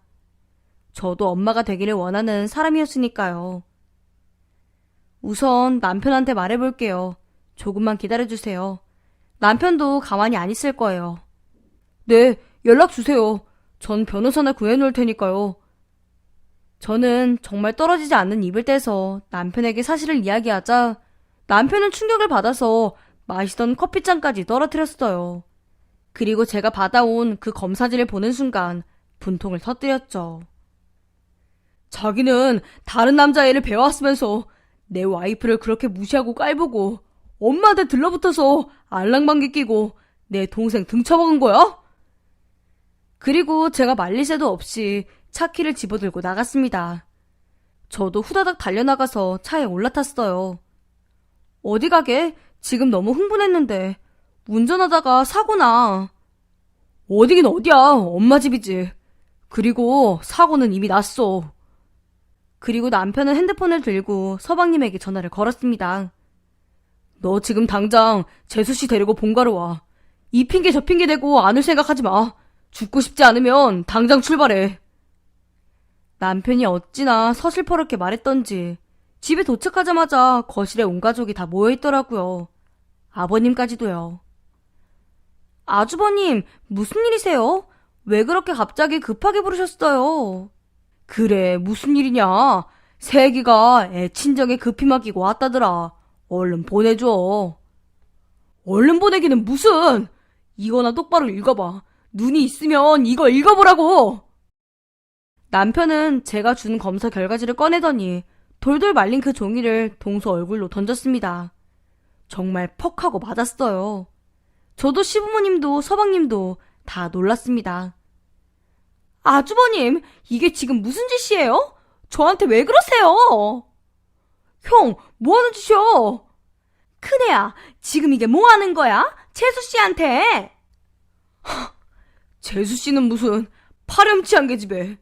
너 그동안 애 가지고 유세 떨면서 내 와이프 슬슬 약 올리고 마음에 일부러 상처 주고 한 거 내가 다 벼르고 있었어. 내가 몰랐을 줄 알아? 그래도 내 동생 애엄마고 내 조카 엄마니까 참은 건데 이젠 안 참아! 서방님은 소란을 틈타 옆에 떨어진 종이를 주워서 펼쳐보셨습니다. 그런데 살면서 유전자 검사 결과지를 볼 거라고 생각이나 했었겠어요? 종이의 정체를 몰라서 서방님은 한참 동안이나 그 종이를 탐색하듯이 들여다봐야만 했습니다. 이게 뭐야? 이은호가 누구야? 그 이름을 듣는 순간 동서 얼굴이 하얘지더라고요. 그걸 본 순간 깨달았습니다. 동서는 일찌감치 아이 친아빠를 알고 있었을 거라는 걸요. 단지 자기한테 더 이득이 될 사람을 아이 아빠로 선택한 것이었죠. 누구긴 누구야 이 멍청아. 너랑 같이 사는 애기 친아빠지. 그동안 너 속은 거야. 장장 1년이 넘도록 속은 거라고. 아니, 우리 집안이 다 속았어. 이 사기꾼 계집애. 너는 이혼 소송 말고도 사기죄로 고소당할 각오해. 흥분한 남편 옆에서 제가 조용히 입을 열어 상황을 설명했습니다. 납치될 뻔한 조카를 제가 구한 이야기부터 바로 어제 남자를 만난 이야기까지도요. 그 이야기를 듣는 어머님 아버님 얼굴이 점점 하얗게 변하시더라고요. 하긴 이해는 갑니다. 혼수로 손주까지 데리고 온 부잣집 며느리가 지금껏 자기네들을 속였다는 건데 얼마나 충격이겠어요. 따지고 보면 자기들 피는 하나도 안 섞인 손주를 예뻐한 거니까요. 그게 진짜냐? 사실이야? 아니지 새아가? 제가 거짓말하는 거지. 제가 자기 몸에 애 안 들어서니까 일부러 질투나서 모함하는 거지? 내가 그런 여자들 좀 봤다. 우리 새아기는 그럴 사람 아니지? 어머님, 그게요. 헛소리 그만해, 엄마. 아니긴 뭐가 아니야? 거기 검사 결과지 안 보여? 야, 전 그러면 너도 검사해봐. 네 애가 맞나 아닌가? 그리고 그 순간 남편이 서방님 뒤통수를 잡아 머리카락을 획 뽑았어요. 서방님은 멍하게 계시고 동서 얼굴은 새빨개져 있고요. 정신 차려 이 자식아. 네 형으로서 하는 말이야. 내가 내 동생 사기 결혼당해서 평생 지혜도 아닌 애한테 돈 쓰면서 사는 꼴 보기 싫어서 그런다. 네 애한테 돈을 써야지 왜 남의 집 애한테 돈을 써? 서방님은 한동안 머리카락을 쥐어뜯으며 아무 말도 하지 못했습니다. 동서는 서방님 팔을 붙잡으면서 애원하듯이 말했어요. 자기야, 내 얘기 좀 들어줘. 사실 사귈 때 걔 만난 건 맞아. 그런데 사실은... 아버지, 엄마, 유전자 검사 해볼게요. 그리고 결과 나오면 다시 말씀드릴게요. 그래, 잘 생각했다. 너 만약에 그 애가 네 애잖아? 형이 너하고 이 여자 앞에 무릎 꿇고 사과할 거니까 당장 검사해. 그날 그렇게 풍비박산이 난 집안을 두고 서방님과 동서는 집으로 돌아갔습니다. 어머님은 끝까지 저를 노려보시고요. 네가 내 순진한 아들 꼬셔서 이런 연극까지 계획한 거 내가 모를 줄 알아? 어디 감히 남의 집 귀한 손주를 모함해? 그만해 엄마. 검사 결과는 이미 다 나와 있는 거고 엄마도 유진이한테 사과할 준비다 해. 그렇게 3주가 흐르고 다시 나온 결과는 역시나였습니다. 서방님은 자기 아이도 아닌 아이를 키운 거였어요. 저는 미리 알고 있었지만 다시 한번 확인하니까 정말 기가 막히더라고요. 동서는 검사 결과를 확인한 시부모님과 서방님 앞에서 싹싹 빌면서 울었습니다. 죄송해요. 죄송합니다. 사실 그 사람 부모님이 일찍 돌아가셨어요. 고아란 말이에요. 저희 집안 사정이랑 다 아시잖아요. 저희 부모님은 제가 고아랑 결혼한다고 하면 절대 결혼 허락 안 해주실 거였고 애는 키워야 해서 그래서 결혼하자고 네 애 가졌다고 그런 거였어요. 아이 지우기는 싫었어요. 정말이에요. 저는 엄마잖아요. 어머님도 엄마니까 제 마음 아시죠? 흐느끼면서 무릎 꿇고 비는 동서 모습은 참 초라해 보였습니다. 어머님은 정말 기절할 뻔하시고요. 그러나 아버님은 노발대발 하셨습니다. 뭐? 엄마? 지혜한테 그런 평생 갈 흉터 남기려고 한 게 어디 엄마 자격을 운운해? 영원히 사실을 감출 거라고 생각할 만큼 네가 우리 집안을 무시한 게지. 아버님, 잘못했어요. 그래도 우리 아기 예뻐해 주셨잖아요. 한 번만 용서해 주세요. 됐고, 당장 변호사 섭외해서 이혼 준비나 해라. 그래도 네 말 맞다나. 네 집안이 그렇게 대단한 집안이니 위자료 걱정은 안 해도 되는 게 얼마나 다행이냐. 아버님은 적극적으로 나서셔서 이혼을 추진하셨습니다. 물론 동선의 집안도 난리가 났죠. 아니, 그 고아노매라고? 너 걔랑 헤어지고 김서방 만난 거 아니었어? 너 지금까지 애미애비 다 속인 거냐? 그래도 동선의 부모님은 동서만큼 배려 없고 무개념인 어르신들은 아니신 것 같더라고요. 네가 어떻게 부모한테 사기를 치나느니 호적에서 팔 거라느니 하시면서 난리가 났다고 하시더라고요. 그 와중에서도 아마 서방님이 제일 힘드셨을 거예요. 한동안 본가에서 지내면서 술만 드셨다고 합니다. 그러다가 2주 정도 후에 정신을 차렸는지 아버님께서 섭외하신 변호사님을 만나고 이런저런 준비를 하더라고요. 소송 기간 중에 한번 서방님을 봤었어요. 얼굴에 정말 도끼가 서려있고 살도 짧은 기간 새에 확 빠져서 헬쑥해져 계시더라고요. 얼마 후 조카 친부와 서방님에게 동시에 고발당한 동서는 어마어마한 위자료를 물게 되었습니다. 뭐 동서는 친정이 돈 많아서 괜찮았을지도 모르겠지만요. 재판날 남편이 서방님을 따라 법원에 간다기에 저도 같이 갔었습니다. 저는 사실 안 가도 되는데 판결 결과도 궁금하고 동서 모습도 궁금해서 따라갔어요. 속 시원해요? 지가 애 못 가진다고 남의 애 뺏어가니까 속 시원하냐고. 그러니까 애가 안 들어서지. 아기 받쳐 소리치는데 순간 남편이 동서의 멱살을 확 잡아채더라고요. 저도 깜짝 놀랐습니다. 그래도 동서가 여자인데 그렇게까지 할 줄은 몰랐거든요. 이혼 후 서방님은 한동안 많이 힘들어했습니다. 그런데 몇 달 후에 저희 집에 와서 인사하더라고요. 그동안 제 전처 언행 때문에 형수님께서 많이 힘드셨죠. 형도 미안해. 내가 사람 잘못 본 탓이야. 아니다. 제일 힘들었을 건 넌데 그런 말 하지 마. 수척해진 서방님 모습에 저도 마음이 아팠습니다. 서방님은 아직도 힘들지만 열심히 극복해보겠노라 하셨어요. 혼전 임신하고 철없이 결혼해 좋아하던 모습과는 달리 상당히 철이 든 것 같았습니다. 그 후로는 집안 분위기도 많이 달라졌어요. 우선 어머님의 기세가 확 꺾였습니다. 함부로 제게 대하시지도 못하시고 임신 문제로 꼬투리 잡지도 못하셨죠. 손주 앞세워서 동서랑 사별하며 막 대하신 건데 그 손주가 사라졌잖아요. 그리고 저는 갑자기 아버님의 사랑을 받게 되었습니다. 애 못 낳아도 좋고 안 낳아도 좋다. 우리 큰며느리처럼 진실되게 살아야지. 그 계집애였다면 못하는 임신도 속여서 했을 거야. 큰애기 봐라. 임신 못하면 못한다고 정직하게 말하지 않냐. 아버님이 그러시니 어머님은 제 앞에서 찍소리도 못하셨습니다.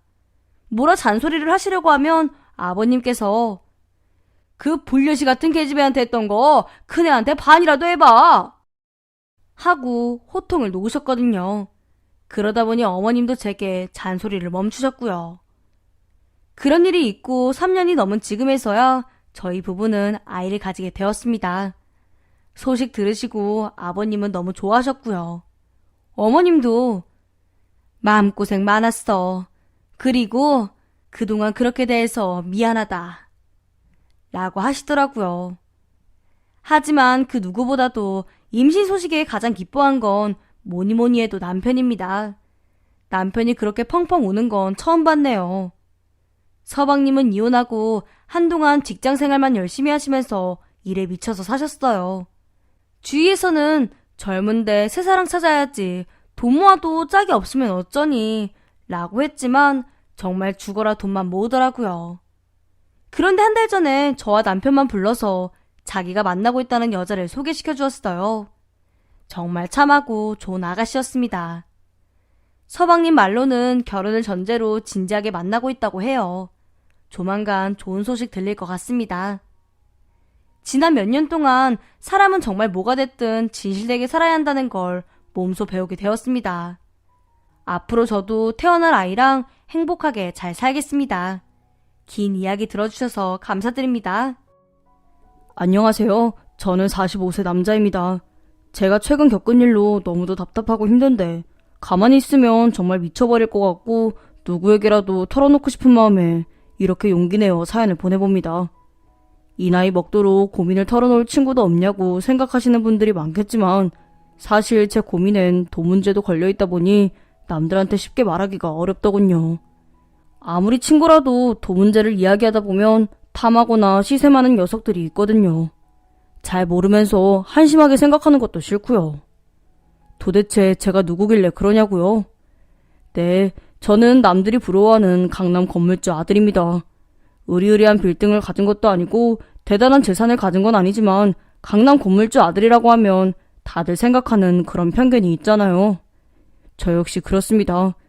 곱게 자랐을 것 같고 엄청 제 멋대로일 것 같고 그런 편견을 가진 사람들의 시선을 마주하며 살았죠. 물론 학창시절만 하더라도 그런 건 전혀 못 느꼈습니다. 왜냐하면 다들 저와 비슷한 환경이었기 때문이죠. 저는 오히려 평범하거나 좀 검소한 집안인 편에 속했고 드라마나 영화에 나올 것처럼 정말 상상도 못할 정도로 잘 사는 친구들도 많았으니까요. 그런데 사회에 나가니 저와 다른 환경에서 자란 사람들이 많았고 티를 내진 않았지만 그들의 시선에서 느낄 수 있었습니다. 그들은 저와 선을 긋고 있다는 사실을요. 어딜 가나 강남 건물주 아들이라는 수식어가 절 따라다녔고 그 수식어는 저의 보호막이 되기도 때로는 상처가 되기도 했습니다. 저희 집이 잘 살게 된 건 할아버지 덕분이었습니다. 할아버지께서는 노량진 수산시장에서 횟감을 판매하시던 분이셨는데 생선과 돈에 대해서는 모르는 것이 없는 분이셨어요. 어릴 적부터 바다를 좋아하셨고 실제 어부 생활도 했기 때문에 거칠고 강한 사람이었습니다. 할아버지는 장사를 하며 돈을 많이 버는 것을 굉장히 뿌듯해하셨던 사람이라 항상 제일 먼저 시장에 나가고 제일 마지막까지 일하는 사람이었다고 했습니다. 그리고 돈을 많이 벌어서 자식들에게 좋은 것도 사주고 좋은 것도 입히고 떵떵거리면서 사는 것을 뿌듯하게 여기는 분이셨다고 했지요. 그래서 자식들에게도 일찌감치 돈을 버는 방법을 알려주려고 하셨고 성인이 되면 가게부터 차려주면서 자립할 수 있게 해주셨습니다. 그래서 저희 아버지도 할아버지의 뜻대로 고등학교를 졸업하자마자 노량진에서 식당을 운영하셨는데 아버지 성격과는 전혀 맞지 않는 일이어서 힘들었다고 하시더군요. 아버지는 조용하고 혼자 있는 걸 즐기시는 분이셨는데 장사를 해서 돈을 벌려면 사람을 끌어들일 줄 알아야 하니 그런 게 많이 스트레스가 되셨다고 합니다. 할아버지와 아버지는 성격이 정반대였거든요. 아버지는 자식들에게 공부하라는 말은 하지 않고 돈이나 벌라고 하는 할아버지를 이해할 수 없었고 할아버지는 하고 싶은 걸 하고 살려면 돈이 가장 중요하다는 걸 모르는 아들이 답답했다고 하네요. 결국 아버지는 할아버지 뜻을 이어받으면서도 즐겁게 할 수 있는 장사가 뭐가 있을까 고민했고 공부를 하면서 돈을 벌기 위해 궁리하셨대요. 그러다 보니 자연스럽게 독서실에 관심을 갖게 되었고 노량진에서는 독서실 수요도 많아서 뜻하지 않게 돈을 많이 벌게 되셨다고 하더군요. 학창시절에 못한 공부를 하는 것이 즐거웠고 이왕이면 입증할 수 있도록 자격증을 따보는 건 어떨까 싶어 여러 가지 자격증도 많이 취득하셨다고 해요. 그리고 그걸 자랑삼아 독서실 입구에 걸어놨는데 사람들은 합격의 기운을 받아갈 수 있겠다면서 더 많이 와주었다네요. 그리고 독서실에서 임용을 준비하던 어머니를 만나 연애를 했고 어머니는 강남에 있는 중학교의 미술교사가 되어 결혼 후에는 강남에서 거주하면서 독서실도 이사를 오게 되었습니다. 그리고 아버지는 강남에서 조그마한 4층 빌딩을 구매하셨어요.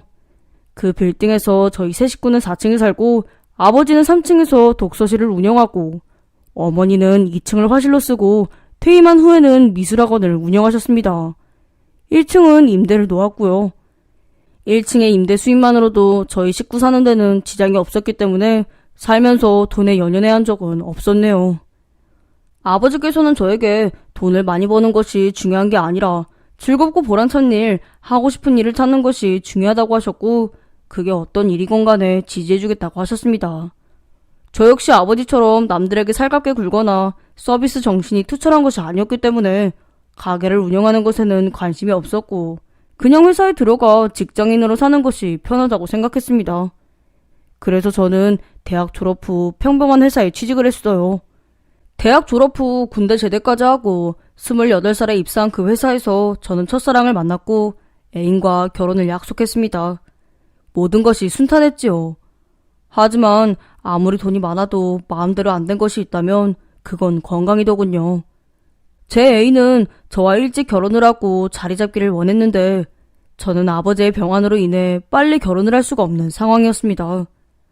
아버지께서는 비인두암을 앓고 계셨는데 그래도 제때 치료를 잘 받은 덕분에 금방 좋아지곤 하셨어요. 하지만 암은 다른 곳으로 전이가 되었고 치료하면 전이 되고 또 치료하면 전이 되고 하는 것을 반복하다 보니 어느새 12년이 훌쩍 가더군요. 완쾌하신 아버지께 제 결혼하는 모습을 보여드려야겠다고 생각하고 미뤄왔던 건데 제 나이는 어느덧 40이 넘었고 오랜 시간 만남을 지속해오던 애인은 지쳐만 갔습니다. 애인은 제가 결혼을 미루는 건 아버지의 오랜 병환 때문이 아니라 제가 확신이 없는 거라고 하더군요. 하지만 제 딴에는 어차피 결혼을 할 건데 시기가 뭐가 중요하겠냐는 생각을 했었어요. 그래서 예비 장모님이 애인에게 비쳤던 성화라던가 애인의 허전한 마음 같은 건 헤아려주지도 못했던 것 같습니다. 그렇게 마음 졸이며 기다리는 줄 몰랐는데 그걸 이별하기 직전에 알아버렸네요. 결국 애인은 떠나갔고 얼마 후에 아버지도 세상을 떠나시고 말았습니다. 아버지가 안 계신 집안은 텅 빈 것처럼 크게 느껴졌고 집안은 휑하고 춥기까지 했어요. 아버지라는 그 존재가 얼마나 컸었는지 새삼 느껴지더군요. 어머니는 아버지와 한시도 떨어진 적이 없이 매일 붙어 있으셨다가 벼랑간 혼자 지내게 되시니 하루하루를 눈물로 보내셨고 식사를 못하실 정도로 매우 힘들어하셨습니다. 살이 너무 많이 빠지시더군요. 원래도 체구가 작은 분이셨는데 한 달 만에 4kg나 빠지셨고 남들 앞에서 웃는 것이 힘들다고 하시며 학원 운영도 접으셨습니다. 그리고 그 공간을 화실로만 활용하셨네요. 어머니는 화실에서 지내시면서 그게 마음이 편하시다며 집에는 올라올 생각을 하지 않고 화실에 둔 소파에서만 지내셨습니다. 그런데 어느 날 어머니께서 좀 이상한 행동을 하시는 것을 보게 되었습니다. 캔버스에 그림을 그리셨는데 며칠째 똑같은 그림만 그리시는 겁니다.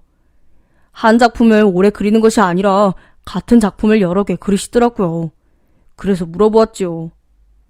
어머니, 이게 뭘 그리신 거예요? 꽃이야. 어머니, 요즘 이 꽃이 좋으신가 봐요. 무슨 소리야? 나 이거 처음 그리는 건데? 어머니, 3일 전에도 이거 그리셨고 지난주에도 완성해서 절 보여주셨잖아요. 어머니는 제 말에 당황해 하시더군요. 그럴 리가 없다면서요. 저는 어머니의 완성된 그림이 있는 방으로 어머니를 안내했고 어머니는 똑같은 그림이 여러 개 있는 것을 직접 확인하시고는 말도 안 된다며 고개를 저으셨습니다. 그리고는 주저앉아 아이처럼 엉엉 우시더군요. 그 모습에 저는 괜한 짓을 한 건가 싶고 가슴이 미어지는 것 같았어요. 그리고 서둘러 어머니를 병원으로 모시고 갔죠. 저는 어머니를 잘 설득해서 검사를 꼼꼼하게 다 받으시게 했고 의사 선생님께서는 치매 초기 증상인데 원래 우울증을 동반해서 오는 경우가 많다고 하시더군요. 어머니는 인정하지 않으셨지만 저는 초기니 걱정할 필요 없다며 어머니를 안심시켜드렸습니다. 물론 제 마음이 정말 편한 건 아니었지만요. 치매 진단을 받으시고 나니 어머니는 그렇게 좋아하시던 화실에 안 가시겠다고 하시더군요. 화실이 무섭다고 하면서요. 그래서 저희 건물은 집이 있는 4층을 빼고 2층과 3층은 비어있는 공간으로 두게 되었습니다. 그래도 사람들이 좀 왔다 갔다 해야 어머니께서 나아지실 거라는 생각에 2층, 3층을 임대 놓기 위해 부동산에 내놓았는데 2층 학원이 빠졌다는 소식에 1층에서 카페를 운영하시던 사장님도 졸지에 가게를 빼시겠다고 하시더군요. 아이를 학원에 보내놓고 커피를 즐기시는 학부모들이 많았는데 그 수요가 없어진다고 하니 있을 이유가 없다고 생각하셨던 모양이었습니다. 뭐 별 수 있나요? 결국 1, 2, 3층 다 임대를 놓았고 저희 건물은 건물 자체가 너무나 적막하고 조용해졌습니다. 그때 정말 아버지의 빈자리가 너무도 크게 느껴졌네요. 어머니는 계속 무섭다고 하시면서 제가 회사에 있는 동안 계속 전화를 하셨어요. 빨리 오라고 하면서요. 그런데 회사가 그렇게 호락호락한 것도 아니고 그렇다고 그만둘 수도 없으니 너무나도 힘들더군요. 전 이런 고민을 누구에게 털어놓기가 어려워 병원에 문의를 했습니다. 어머니가 너무 무서워하시는데 어떻게 방법이 없는지요. 의사 선생님께서는 외국에서는 반려동물이 심신의 안정에 도움을 준다는 연구 결과가 있어서 많이들 활용한다고 말씀해 주시더군요. 반려동물을 직접 만지면서 스트레스가 해소돼서 치매 노인 환자에게 긍정적인 영향을 미친다면서요. 저희 집은 제가 외동인지라 항상 강아지를 키우긴 했는데 제가 중학교 때 키우던 강아지가 늙고 아파서 무지개 다리를 건넜거든요. 그때 이후로 저희 식구들은 이별이 너무 아파서 이제는 키우지 말자고 다짐했었네요. 그런데 제가 계속 어머니 곁에 있어드릴 수 없으니 하는 수 없이 고민 끝에 강아지 5마리를 데리고 왔습니다. 그리고 집안 곳곳에 애견용 CCTV를 설치했죠. 제가 회사에 있는 동안 어머니가 강아지들과 잘 지내시나 궁금하기도 했고 저 뗀 지 얼마 안 된 강아지들이라 걱정되기도 해서요. 강아지들이 집안에 있으니 가만히 보고만 있어도 기분이 많이 나아지더군요. 작고 귀여운 강아지들이 집안을 돌아다니고 지들끼리 뛰고 장난도 치고 왕왕거리며 짖기도 하니 이제야 좀 집안이 생기가 도는 듯 했습니다. 어머니도 강아지들 밥을 챙겨주면서 식사를 차려 드시기도 하더라고요. 무척이나 다행이라는 생각이 들었어요. 어머니가 기운을 차리시니 저도 좀 살 것 같더군요. 한동안 소홀히 했던 회사 일에도 다시 집중할 수 있었습니다. 그런데 회사에서 일이 생기고야 말았습니다. 3개월 동안 지방에서 일할 사람이 필요한데 계약직을 채용하자니 부담이 되는 일이라 저에게 딱 3개월만 지방에서 업무 지원을 좀 해주라고 부탁을 하더군요. 가끔 그런 일이 있기도 해서 업무 지원은 무조건 제가 가겠다고 엄포를 놓았던 상황이라 안 된다고 할 수가 없었습니다. 그때는 업무 지원 가면 회사에서 기숙사도 지원해주고 혼자 여가 시간도 자유롭게 보낼 수 있어서 정말 편하다고만 생각했거든요. 하지만 지금 제 상황에선 매우 불편한 일이 되어버린 거죠. 그렇게 어머니가 혼자 계실 걸 생각하니 걱정이 많이 되었습니다. 그래서 회사에다가 제 사정을 이야기하고 조금만 미뤄달라고 부탁을 했네요. 다행히 안 된다고 하진 않으셨는데 제가 너무 불편하더라고요. 괜히 눈치도 보이고요. 그러던 중 부동산에서 전화가 왔습니다. 저희 건물 1층에 옷가게를 오픈하고 싶다고 젊은 여성이 문의를 주셨다면서요. 저한테 전화를 한 걸 보니 임대료를 깎으려고 한 듯 보였어요. 사실 평소 같으면 조금 깎아줄 수도 있는데 요즘 워낙 상황이 안 좋다 보니 쉽지 않았습니다. 그래서 괜한 기대를 주느니 그냥 안 된다고 딱 잡아떼는 게 낫겠다 싶어 거절을 했어요. 그랬더니 부동산 사장님이 한번 와서 이야기를 나눠보자고 하더라고요. 하는 수 없이 퇴근 후 부동산에 가서 이야기를 나눴고 저는 또 마음이 약해서 그 앞에서 차마 안 된다고 하지 못하고 부동산 사장님이 하자는 대로 가격을 조정해드렸습니다. 그랬더니 바로 계약서를 쓰자고 하더군요. 부동산 사장님 말로는 저희 건물이 마음에 들어 5번이나 넘게 문의를 준 사람이라며 공실 기간 길지 않게 잘 계약한 거라고 하는데 사실 잘한 건지는 모르겠더라고요.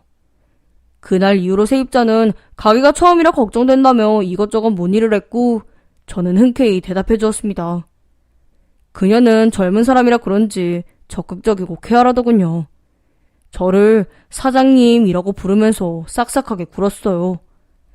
그녀는 못을 어디다 박아야 하는지 등 정말 소소한 것까지도 여러 가지 문의를 해왔고 저에게 인테리어 조언까지도 묻더군요.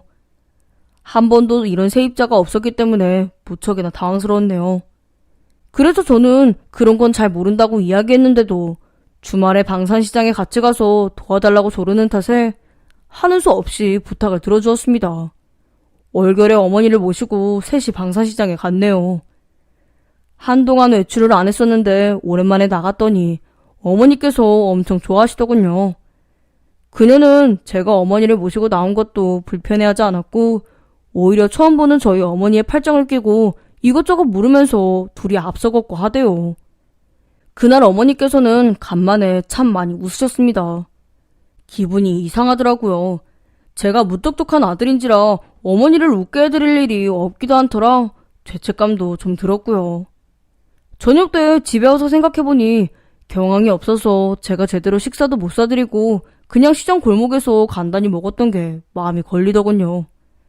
그래서 어머니 잘 챙겨주셔서 감사하다고 하면서 먼저 연락을 했습니다. 나중에 근사한 곳에서 식사 대접하겠다면서요. 그런데 세입자가 그러더군요. 네, 저 맛있는 거 좋아해요. 근데 나중에 갈 때도 어머니 모시고 가요. 그 말에 어머니께도 말씀을 드리니 어머니께서도 매우 좋아하셨습니다. 세입자는 인테리어 공사가 끝나자마자 옷가게를 오픈했고 장사가 잘 되는 것 같아 보였습니다. 성격이 활발해서 그런지 손님이 끊임없이 오더군요. 저희 건물이 이렇게 북적북적했던 건 또 처음이라 낯설었는데 건물에 음악 소리도 나고 북적거리니 어머니도 좋아하셨습니다. 그리고 어머니께서는 방 한켠을 화실로 꾸미시고 다시 그림을 그리기 시작하셨습니다. 그러더니 액자로 만들어 세입자에게 선물로 주더라고요. 정말 많이 놀랐습니다. 어머니가 본인 작품을 누구에게 선물하는 일이 많이 없으시거든요. 어머니께서는 제가 회사에 있는 시간에 종종 옷가게에서 세입자와 커피를 마시기도 하고 이야기도 하면서 보내고 계셨던 모양이었습니다. 저는 저보다 어머니를 더 챙기는 그녀로 인해 마음이 불편하기도 또 어떤 때는 마음이 놓이기도 했어요. 그녀가 어떤 마음인 건지 저도 그녀에게 어떤 마음을 갖고 있는 건지 혼란스럽더군요. 그래서 밤 늦은 시간 가게 문을 닫는 그녀에게 가서 용기를 내 물었습니다. 혹시나 저한테 호감이 있어서 어머니께 더 잘하는 건지 아니면 제가 크게 착각을 하고 있는 건지 알고 싶다면서요. 그녀는 평소의 밝은 모습과는 다르게 진지하게 말해주었어요. 그녀는 처음 부동산에서 만났을 때부터 저에게 호감이 있었다고 하더군요. 제 인상이 푸근하고 좋았대요. 나쁜 사람 같지도 않았고요. 그래서 이것저것 부탁을 하게 되었던 건데 어머니를 뵙고 나니 더 마음이 끌렸다고 했습니다. 본인은 부모님께서 어렸을 때 돌아가셔서 친오빠랑 둘이 자란 탓에 어른들을 워낙 잘 따르기도 하고 또 저희 어머니가 자상하고 인자하셔서 그런 모습이 본인 어머니와 닮은 것 같기도 하다면서요. 그녀의 이야기를 주고받으며 이상하게 분위기가 무르익었고 그녀는 다시 가게 문을 열고 저를 안으로 이끌었습니다. 어쩌다 보니 가게에서 거사까지 치르게 되었네요. 그 후에는 간단히 샤워라도 해야겠기에 그녀를 집으로 들였고 어머니가 계신 공간에 여자를 데려왔다고 생각하니 묘한 기분이 들었어요. 그 후로 저는 그녀와 매우 가까운 사이가 되었습니다. 그녀 덕분에 어머니도 기력을 회복하셔서 더할 나위 없었네요. 그리고 저는 가기로 했던 업무 지원을 더 이상 미룰 수 없어서 다음 주부터 평일에는 지방에서 생활하게 되었고 그 전에 그녀에게 정식으로 고백을 했습니다. 그녀는 너무나 행복해하면서 엉엉 울더군요. 하지만 저와 결혼은 하지 못할 것 같다면서 제 고백을 거절하고는 충격적인 사실을 이야기해 주었습니다. 오빠, 나는 아무것도 가진 것 없고 정말 볼품없는 사람이야. 내가 그냥 혼자만의 짝사랑으로 끝냈어야 했는데. 미안해, 내 주제도 모르고. 그게 무슨 소리야? 네가 왜 볼품이 없어? 오히려 무뚝뚝하고 나이만 많은 내가 더 볼품이 없지. 아니야, 오빠. 오빤 그렇지 않아. 적어도 오빠는 깨끗하잖아. 난 사실 유부녀야. 아니, 결혼도 한 적 없고 이혼도 한 적 없는데 그렇게 돼버렸어. 철 모르던 어린 시절에 장난스럽게 혼인신고를 해버렸는데 그 후로 남자랑 헤어지고 그 남잔 잠수 타버렸어. 그래서 나 아직 서류상으로는 결혼이 되어 있는 상태야. 오빠 미안해. 내가 이런 애야. 이렇게 좋은 사람을 만나게 될 줄 모르고 너무 스스로를 포기하고 살았어. 저는 그 말에 충격을 받긴 했습니다. 그녀 나이가 28살이었기 때문에 어리다고만 생각했지 그런 일이 있었을 거라고는 상상도 해보지 못해서요. 좀 놀란 건 사실이지만 그녀 말대로 철없을적 장난처럼 저지른 일이 우리 사이를 갈라놓을 수는 없다고 생각했습니다. 그래서 서류가 정리될 때까지 언제든 기다리겠다고 했고 변호사가 필요하면 언제든 편하게 부르라고 하면서 제가 잘 알고 있는 변호사의 명함과 비용을 챙겨주었어요. 그녀는 매우 감동했고 저는 기분이 썩 유쾌하진 않았지만 어쩔 수 없는 일이니 쿨한 사람이 되어야겠다고 다짐했었죠. 제가 지방에 내려가 있는 동안 그녀는 놀랄만한 소식을 알려주었습니다. 생각보다 일이 빨리 진행되었다면서 문자로 이혼 서류를 보여주더군요. 그리고 그녀는 빨리 한가족이 되고 싶다면서 결혼식은 나중에 올리더라도 바로 혼인신고부터 하자고 했습니다. 그러더니 제가 있는 지역으로 기차를 타고 오더군요. 그녀는 기쁘다며 제 손을 잡고 방방 뛰었습니다. 그리고는 어머니 혼자 계셔서 불안하다면서 다시 서울로 올라갔어요. 아무것도 아닌 종이뿐인데도 이렇게 좋아하는 그녀의 얼굴을 떠올리니 기분이 묘했습니다. 그녀를 다시 만날 주말까지 참 길게 느껴졌네요. 아내는 주말에 저희 집으로, 아니 이제 우리 집이 되었으니 짐을 챙겨서 이사를 왔고 저는 그날 처음으로 아내 오빠인 형님을 만났습니다. 제 동생이 워낙에 개구쟁이에 철이 없어서 후회하실지도 모르겠네요. 하하하하. 네, 뭐 철이 없다고 하는데 저도 그렇게 철드는 사람은 아니어서 아직까지는 괜찮습니다. 하하하. 이렇게 인사를 나누고 형님은 금방 가셨고 어머니께서는 저와 아내가 한 집에 있는 것을 매우 좋아하셨습니다. 그런데 아내와 함께 살게 된 후 무언가 이상한 기분이 든 적이 있었습니다. 거실에 있는 메인 CCTV가 자주 끊기고 어떤 날은 하루 종일 작동되지 않기도 하더라고요. 그리고 어머니께서는 전화통화가 잘 안 되는 날이 많아지셨고요. 그리고 주말이 되면 제가 서울로 올라가기로 했었는데 아내는 어머니를 모시고 굳이 지방으로 내려오는 것이었습니다. 기차를 타고 내려오는 것이 힘들고 복잡할 텐데 아내는 제 얼굴도 볼 겸 여행도 하는 기분으로 내려오는 게 좋다고 하더군요. 토요일에 내려와서 자고 일요일에 올라가니 몇 달은 저도 편하고 좋았지만 뭔가 수상하게 느껴지기도 했습니다. 집을 오래 비우다 보니 걱정이 되기도 했고요. 아내야 워낙 싹싹하고 어머니를 잘 챙겨드리니 걱정이 없었지만 저희 어머니가 혹시나 우울한 기분이 들까봐 그게 많이 염려되었어요. 그래서 저는 오랜만에 CCTV를 통해 집안 곳곳을 살펴보았습니다. 거실에 있는 메인 CCTV는 아예 꺼놓고 사는 듯 안 보이더군요. 다행히 다른 건 다 작동이 잘 되었네요. 어머니께서는 화실로 쓰고 있는 방에서 그림을 그리고 계시는 모습이 보였습니다. 안심하고 보고 있던 화면을 닫으려는 순간 갑자기 어머니가 계시는 화실로 강아지가 던져지듯 날아들어왔고 어머니께서는 바닥에 떨어진 강아지를 품에 안고는 덜덜 떨기 시작하셨어요. 그 모습에 저는 바로 아내에게 전화를 걸었습니다. 내가 지금 일하다가 갑자기 보게 됐는데 지금 집에 무슨 일이 있어? 강아지 누가 던진 거야? 오빠 미안. 방금 택배 와서 내가 주문한 옷에 강아지 털 묻을까봐 잠시 화실로 보냈던 건데 좀 세게 날아갔나 봐. 미안해. 다치진 않았을 거야. 그래? 어머니는 잘 계시지? 그럼. 오빠, 나 지금 물건 정리해야 해서 이따가 다시 전화할게. 끊어. 그렇게 전화를 끊었고 저는 아내에게 이번 주엔 꼭 내가 올라갈 테니 표 끊지 말라고 신신당부를 해두었습니다. 그런데 아내는 제 말을 듣지 않았고 어머니와 새벽 첫 기차를 타고 역에 도착했더군요. 어머니께서는 치매가 심해지셔서 멍하니 있다가도 혼자 아무데로나 걸어가시고 혼잣말을 하시는 등 상태가 전보다 많이 악화되셨고요. 전 너무 걱정이 되었습니다. 저 몰래 무슨 일이 벌어지고 있다고 생각이 들었죠. 아내가 의심스러웠지만 확실한 증거가 없었기에 무턱대고 화를 낼 수가 없더군요. 저는 답답한 마음에 이제 막 도착한 어머니와 아내를 데리고 억지로 다시 기차에 올랐습니다. 집에 가자고 고집을 부렸지요. 아내는 제 행동에 기겁을 하더군요. 하지만 저는 막무가내로 집으로 향했습니다. 집에 도착하니 건물 입구부터 엉망이더군요. 집 역시도 난장판이었습니다. 제 표정을 본 아내는 겁이 났는지 제 눈치를 살살 보며 물었어요. 오빠, 내가 청소가 아직 미흡해서 그런데 많이 부담되는 거 아니면 그냥 아줌마 부르면 안 될까? 그럴래? 전 흔쾌히 허락했어요. 아무래도 수상했거든요. 5마리였던 강아지는 보이질 않아 아내에게 부르니 너무 귀여워서 가게도 데리고 다녔더니 3마리나 없어졌다고 하더군요.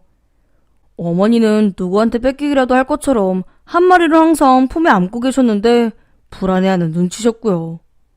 집안에서는 아무렇지도 않은 듯 했지만 저는 그렇게 집안 곳곳을 스캔한 후 지방으로 돌아와 각종 용역업체를 알아보았습니다. 그리고 아내에게는 청소 아주머니 오실 거니까 어머니와 나가 있으라고 했고요. 저는 그동안 CCTV가 설치되어 있지 않았던 안방을 포함하여 미리 봐두었던 곳에 설치를 의뢰했고 제 핸드폰과 PC로 연결시켜 어디서든 확인이 가능하도록 했습니다. 설치가 끝난 후엔 청소 아주머니가 정리를 시작하셨고요. 그런데 청소 아주머니께서 정리를 하다가 기겁하시길래 보니 싱크대 찬장 안에 손뭉시들이 들어있는 걸 치우고 계셨습니다. 의아한 마음이 확대해보니 그건 손뭉치가 아니고 키우던 강아지였더라고요. 전 온몸에 소름이 돋았습니다.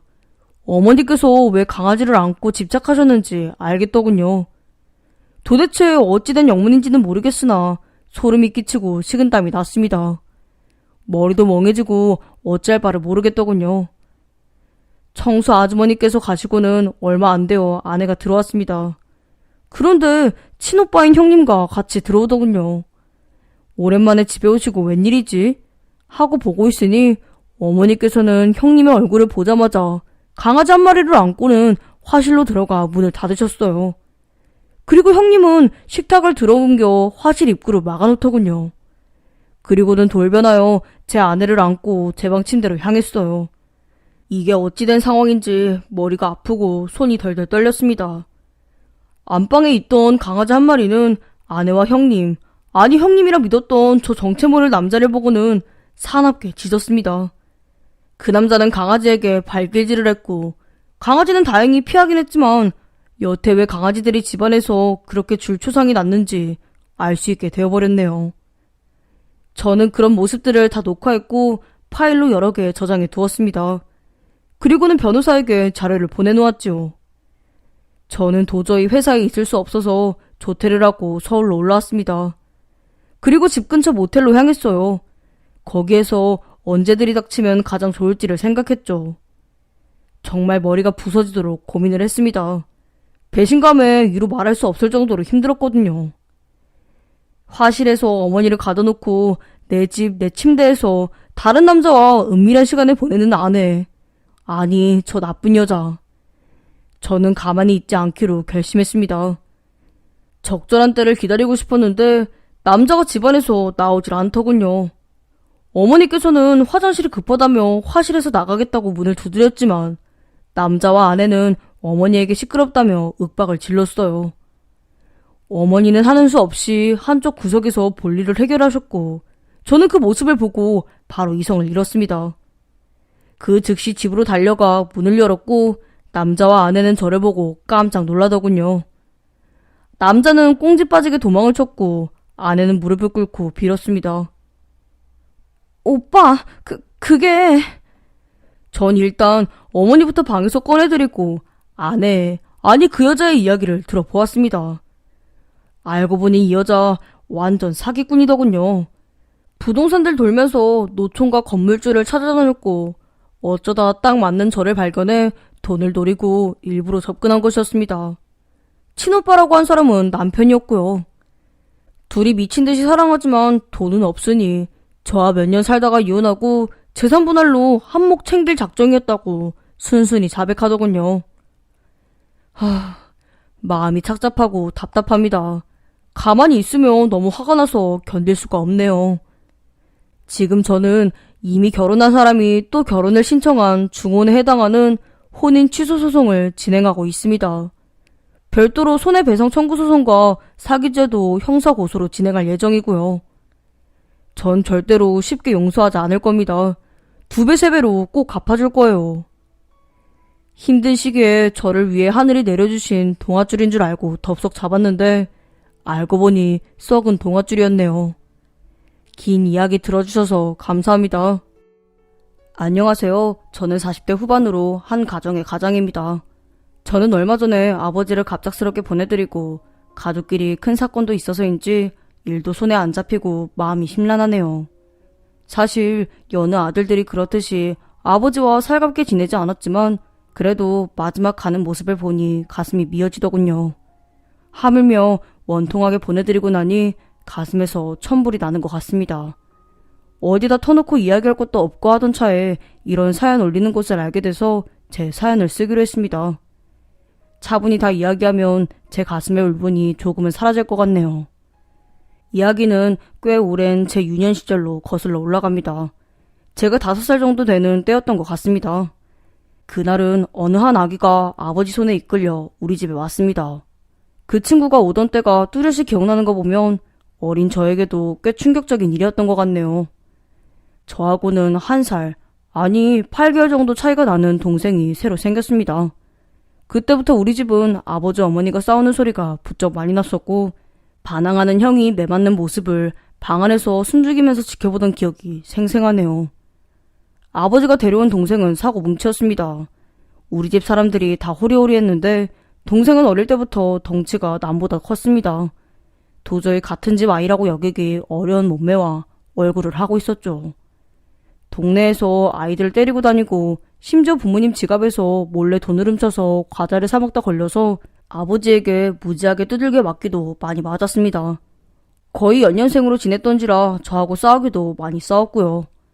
물론 덩치가 작은 저는 매번 얻어 터졌지만요. 엄마는 그런 동생을 항상 두둔하셨습니다. 불쌍히 여기셨지요. 동생이 사고를 치면 엄마는 그 집에 찾아가 머리를 조아리며 잘못했다고 비셨고 저와 싸우더라도 항상 저만 나무라셨습니다. 동생의 사고는 정말 끊이지 않았습니다. 덩치가 좋았던지라 중학교를 가서는 운동부에 들어갔는데 선배들이 계속 괴롭힌다면서 운동부에 불을 지르더군요. 그 일로 동네에서는 동생을 건드리는 사람이 없었습니다. 나이도 어린 녀석이 보통이 아니라며 누구도 동생에게 접근하는 사람도 없었어요. 동생은 그 일로 운동부도 그만두고 주위에 사람이 없자 점점 어긋나기 시작했습니다. 하루가 멀다 하고 싸움을 하고 다녔고 그때마다 뒤치다거리는 항상 우리의 몫이었죠. 그러던 어느 날 동생은 대형사고를 치게 되었습니다. 우리들은 다 대학을 갔는데 항상 밖으로만 돌던 동생은 대학도 못 가고 동네 건달들과 몰려다니며 생활을 하고 있었어요. 그런데 술을 먹다가 옆 테이블 사람들과 싸움이 난 겁니다. 하필이면 그 테이블에 장애인이 있었기에 사건이 너무 커져버렸습니다. 자기가 시작은 안 했다지만 이미 사건이 커지자 같이 싸웠던 건달들은 도망을 가고 현장에서 혼자 잡혀서 모든 죄를 다 뒤집어 써야 하는 상황이 된 거였어요. 새벽에 경찰서에 급히 찾아간 저희는 경찰관에게 자초지종을 들을 수 있었습니다. 제가 가게 주인하고도 다 이야기해서 사전 정황은 다 알겠는데 어쩔 수 없이 남아서 잡힌 게 저 녀석이라 혼자 다 뒤집어 써야 할 것 같아요. 하물며 저기 앉아있는 장애인을 직접 때린 게 저 녀석이라는 증언도 있어서 쉽게 끝날 일이 아닌 것 같네요.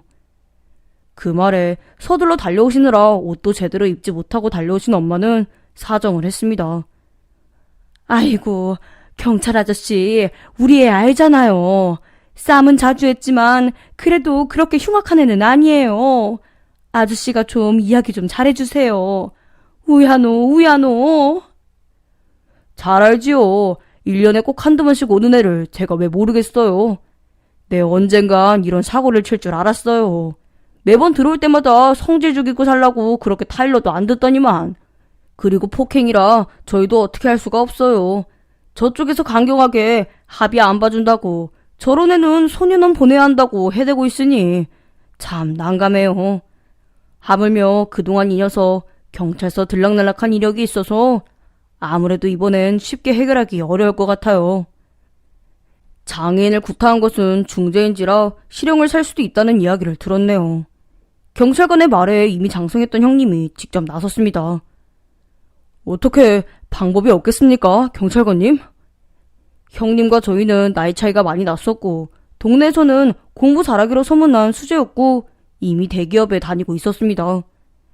자네까지 왔나? 어떻게 이런 집안에 저런 녀석이 있어?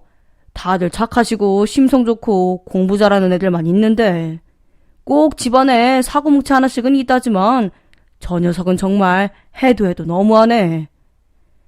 네, 그래도 어린 나이에 실형까지 살게 할 수는 없잖아요. 경찰관님이 좀 잘 말씀해주세요.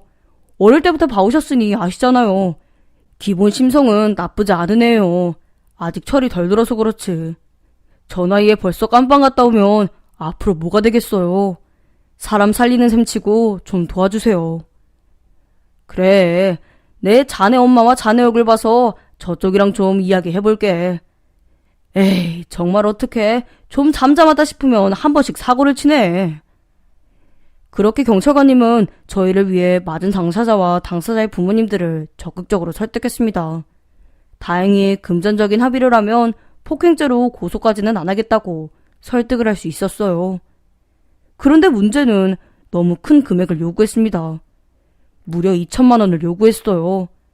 그때 돈으로 2천만 원은 꽤 큰 돈이었습니다. 대학 등록금이 100만 원이었을 때니 상당히 거액이었죠. 저희 집에는 그런 큰 돈이 나올 수가 없었습니다. 저도 대학을 들어간 지 얼마 안 되었던지라 저희 집은 여유의 돈이 없었죠. 형님은 몇 날 며칠을 고민하더니 어느 날 아버지와 단판을 지으시더군요. 아버지, 여태 쟤를 친동생처럼 여긴 것은 배가 달라도 아버지 아들이기 때문이에요.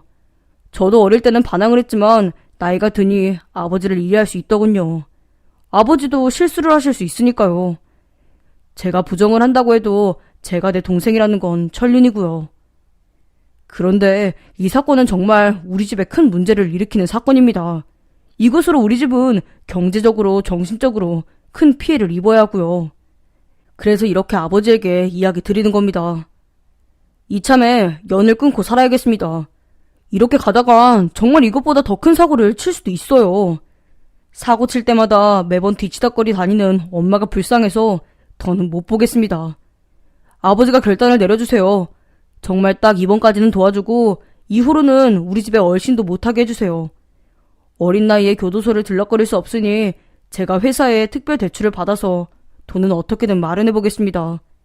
다만 쟤는 이제 내보내시죠. 다른 동생들도 생각하셔야죠. 형님은 그간 많은 고민을 했는지 차분하게 아버지에게 이야기를 했습니다. 사실 아버지도 딱히 방법이 없었을 거예요. 형님이 돈을 마련하는 대신 집안에서 내쫓아야 한다는 말을 아버지도 따를 수밖에 없었지요. 그 돈이 없으면 바로 실형을 살아야 했으니까요. 그래도 어린 나이에 교도소를 보낼 순 없잖아요. 그렇게 동생은 우리 집에서 쫓겨났습니다. 동생이 경찰서에 갇혀있을 때 교도소를 가던지 아니면 우리 집에서 나가야 한다고 이야기를 했습니다. 그랬더니 본인도 순순히 집을 나가겠다고 하더군요. 자기도 상황이 어떻게 돌아가는지 경찰관들에게 이야기를 들었을 겁니다. 그날 엄마는 펑펑 웃었어요. 솔직히 저희는 시원했습니다. 동생이 있는 동안 하루도 집안이 편할 날이 없었거든요. 동생 때문에 항상 마음고생하는 엄마와 아버지를 보는 게 힘들었습니다. 그렇게 우리는 꽤 오랫동안 헤어져 지냈습니다. 그러던 몇 년 전 동생은 우리 앞에 다시 나타났어요. 그날처럼 또 아버지와 함께 왔더군요. 아버지는 부동산업을 하셨는데 이제 연세도 많이 들고 해서 일도 가르칠 겸 데려왔다고 하시더군요. 그새 결혼을 했는지 재수씨와 아이도 함께였습니다. 아버지는 애까지 낳아서 키우는데 먹고 살 것이 없으니 그래도 먹고 살기는 해줘야 하지 않겠냐고 하셨어요. 우리는 가족회의를 했습니다. 사안이 사안이었던지라 이제 장성한 형제들이었기에 동생을 받아줘야 할 건지를 말이에요. 형님도 아버지와 꼭 닮았는지 쟤는 밉지만 재수씨와 아이는 무슨 죄냐며 그래도 받아주자고 하시더군요. 제일 피해를 많이 본 형님이 그렇게 나오니 우리는 따를 수밖에 없었습니다. 그렇게 아버지와 형제들은 돈을 모아서 동생 내외가 살 수 있도록 작은 전셋집도 마련해주고 아버지와 함께 일을 하게 되었어요. 어디서 어떻게 생활을 했는지 모르겠지만 그래도 예전에 포악했던 성격은 많이 누그러지고 서글서글해졌더군요. 우리들에게 고맙다 하며 앞으로 열심히 해서 보답하겠다는 말까지 했습니다. 근데 그 이면에 아직도 포악함을 감추고 있는 것을 우리는 알아차리지 못했네요. 그렇게 몇 년은 다시 헤어진 가족을 찾아서 평안한 생활을 해나갔습니다. 특히나 엄마는 돌아온 동생을 엄청 반기셨어요. 잘 됐다며 아주 기뻐하셨죠. 어머니는 재수씨와 아기가 불쌍하다며 매일같이 그 집에 들러서 음식도 해주시고 아이도 돌봐주셨습니다. 그러던 어느 날 우리 집에 또 대형 사고가 터졌습니다. 어느 날 새벽 집 계단에서 아버지가 굴러서 급히 119에 실려가셨다는 전화를 받았습니다. 다행히 아버지가 구르는 소리를 아랫집 아주머니가 듣고 빨리 119를 불러서 생명은 간신히 구할 수 있었지만 뇌출혈이 있어서 의식을 차리지는 못했어요. 그렇게 목숨이 경각에 달린 며칠이 지나자 아버지는 어느 정도 안정을 찾으셨습니다. 다행히 출혈이 멈추고 부풀어 오른 뇌가 가라앉았다고 했습니다. 우리 가족은 며칠 밤을 아버지와 병원에서 보냈습니다. 그렇게 안정을 찾으시자 여태까지 상황에 대해 살펴볼 여유가 생기더군요. 그런데 한 가지 이상한 점이 며칠 동안 동생이 안 보이는 겁니다. 우리는 서로 경황이 없어서 그것도 눈치 못 채고 있었습니다. 뭔가 이상하더군요. 저는 그날 무슨 일이 있었는지 수소문을 해봐야 했습니다. 먼저 그날 처음 신고를 해주신 아주머니에게 감사 인사를 드리며 그날 어떤 소리를 들었는지 물어봤습니다. 새벽 1시쯤인가? 내가 초저녁잠이 많아서 일찍 잠들었다가 밖에서 누가 다투는 소리를 듣고 잠에서 깼어. 아니 이 새벽에 남의 집 앞에서 누가 싸우나 하는 생각에 밖을 내다보려고 하는데 갑자기 쿠당탕 소리가 나더니 애쿠쿠 소리를 지르는 거야. 그래서 급히 나가보니 글쎄 주인 아저씨가 쓰러져 있더라고. 그래서 내가 119 불렀지. 누가 싸우는 소리를 들으셨다고요? 그래. 아마 주인 아저씨 소리였던 것 같아. 지금 생각하면. 왜 니네 아버지 목소리 크시잖니? 저는 누군가와 싸웠다는 소리에 뭔가 수상한 느낌이 났습니다. 집 주변은 CCTV도 없었기 때문에 저는 집 근처에 세워져 있는 차들에 블랙박스를 보여달라고 부탁을 드렸어요. 주택가이기 때문에 주로 지정주차를 해서 근처 몇 집에 부탁을 하니 몇 개의 블랙박스 영상을 구할 수 있었습니다. 그런데 그 안에서 저는 충격적인 영상을 볼 수 있었네요. 집이 3층 집이라 위쪽 상황은 볼 수가 없었지만 걸어오면서 아버지와 다투고 있는 동생의 모습이 찍혀 있었고 잠시 뒤 황급히 차를 타고 사라지는 동생의 모습이 선명하게 찍혀 있었습니다. 저는 너무 화가 났어요. 정황은 명확했습니다. 아버지와 다투는 와중에 실제 밀었는지 아니면 넘어지셨는지 모르겠지만 아버지는 계단에서 구르신 겁니다.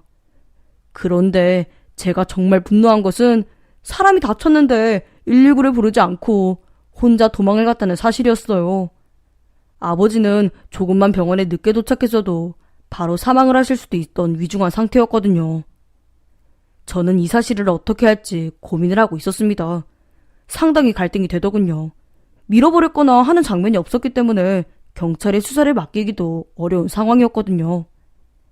그렇게 며칠 고민만 하던 차에 갑자기 엄마에게 다급한 전화가 왔습니다. 얘, 이게 무슨 일이니? 우리 집이 팔렸단다. 갑자기 웬 아저씨가 와서 집을 비워달라는데 이게 무슨 일이니? 지금 집 난리 났다. 빨리 와봐라. 아랫집이랑 다 비워달라고 했대. 저희 집은 아버지가 매 층마다 형제들 들어와서 같이 살자고 구매하신 4층짜리 주택이었습니다.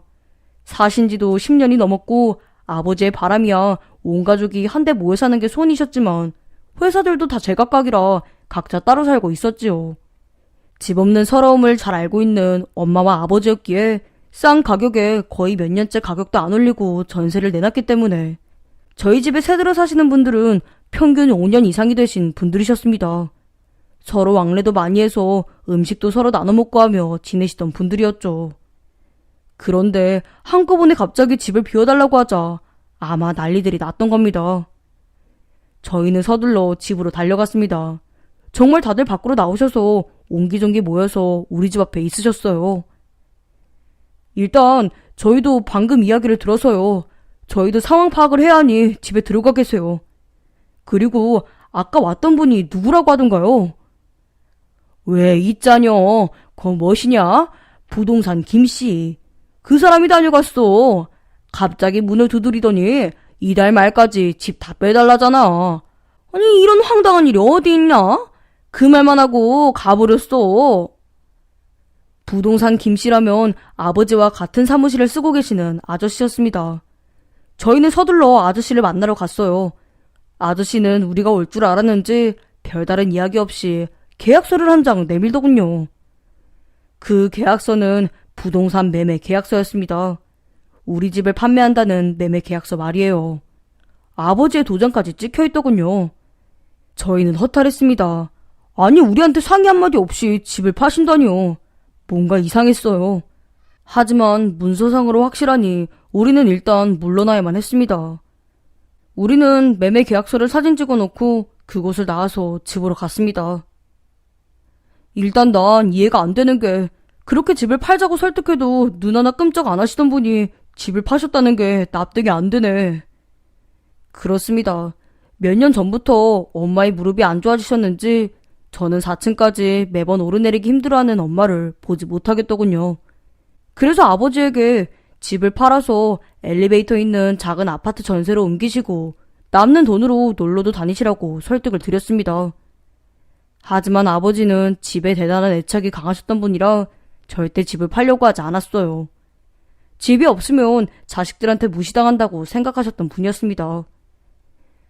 근데요 도련님, 가격이 이상해요. 전에 우리가 제안받았던 금액이 6억이었거든요. 아무리 그때 시세를 잘 쳐준 거라곤 하지만 지금 계약서를 보면 4억이에요. 지금 우리가 팔아도 5억이면 서로 사려고 할 텐데 굳이 이렇게 낮은 가격으로 매매를 하셨다는 게 이상해요. 저희 형수님은 재테크를 하시려고 부동산 쪽 공부를 많이 하셔서 매매 계약서가 이상한 것을 바로 발견하셨던 겁니다. 저는 그제야 그동안 혼자 고민하고 있던 의문이 풀리게 되었습니다. 그래서 저는 가족들에게 제가 가지고 있던 영상을 보여줬습니다. 이건 분명 동생이 연루되어 있는 게 분명했거든요. 그래서 우리는 차분히 이 사태를 해결할 방법을 찾았어요. 다음날 우리는 형수님과 함께 부동산에 쳐들어갔습니다. 사장님, 이제부터 하는 이야기 다 녹취할 거고요. 말씀 정확히 해주셔야 해요. 일단 이 매매 계약서 작성하신 분이 주인분, 아니 아버님 맞나요? 제가 재차 이야기 드리지만 아주 중요한 사항입니다. 본인 동의 없이 도장을 찍는 게 얼마나 무거운 범죄인지 아저씨도 부동산 사업하시니 아시겠죠? 아저씨 자격증 말소되는 건 물론이고 실형을 사실 수도 있어요. 그런데다가 저희가 영상을 보여드릴 건데 충분한 증거가 되는 자료예요. 이 범죄에 아저씨도 공범이 되면 처벌이 가능하니 잘 이야기하셔야 할 거예요. 그 영상을 본 아저씨는 사색이 되셨어요.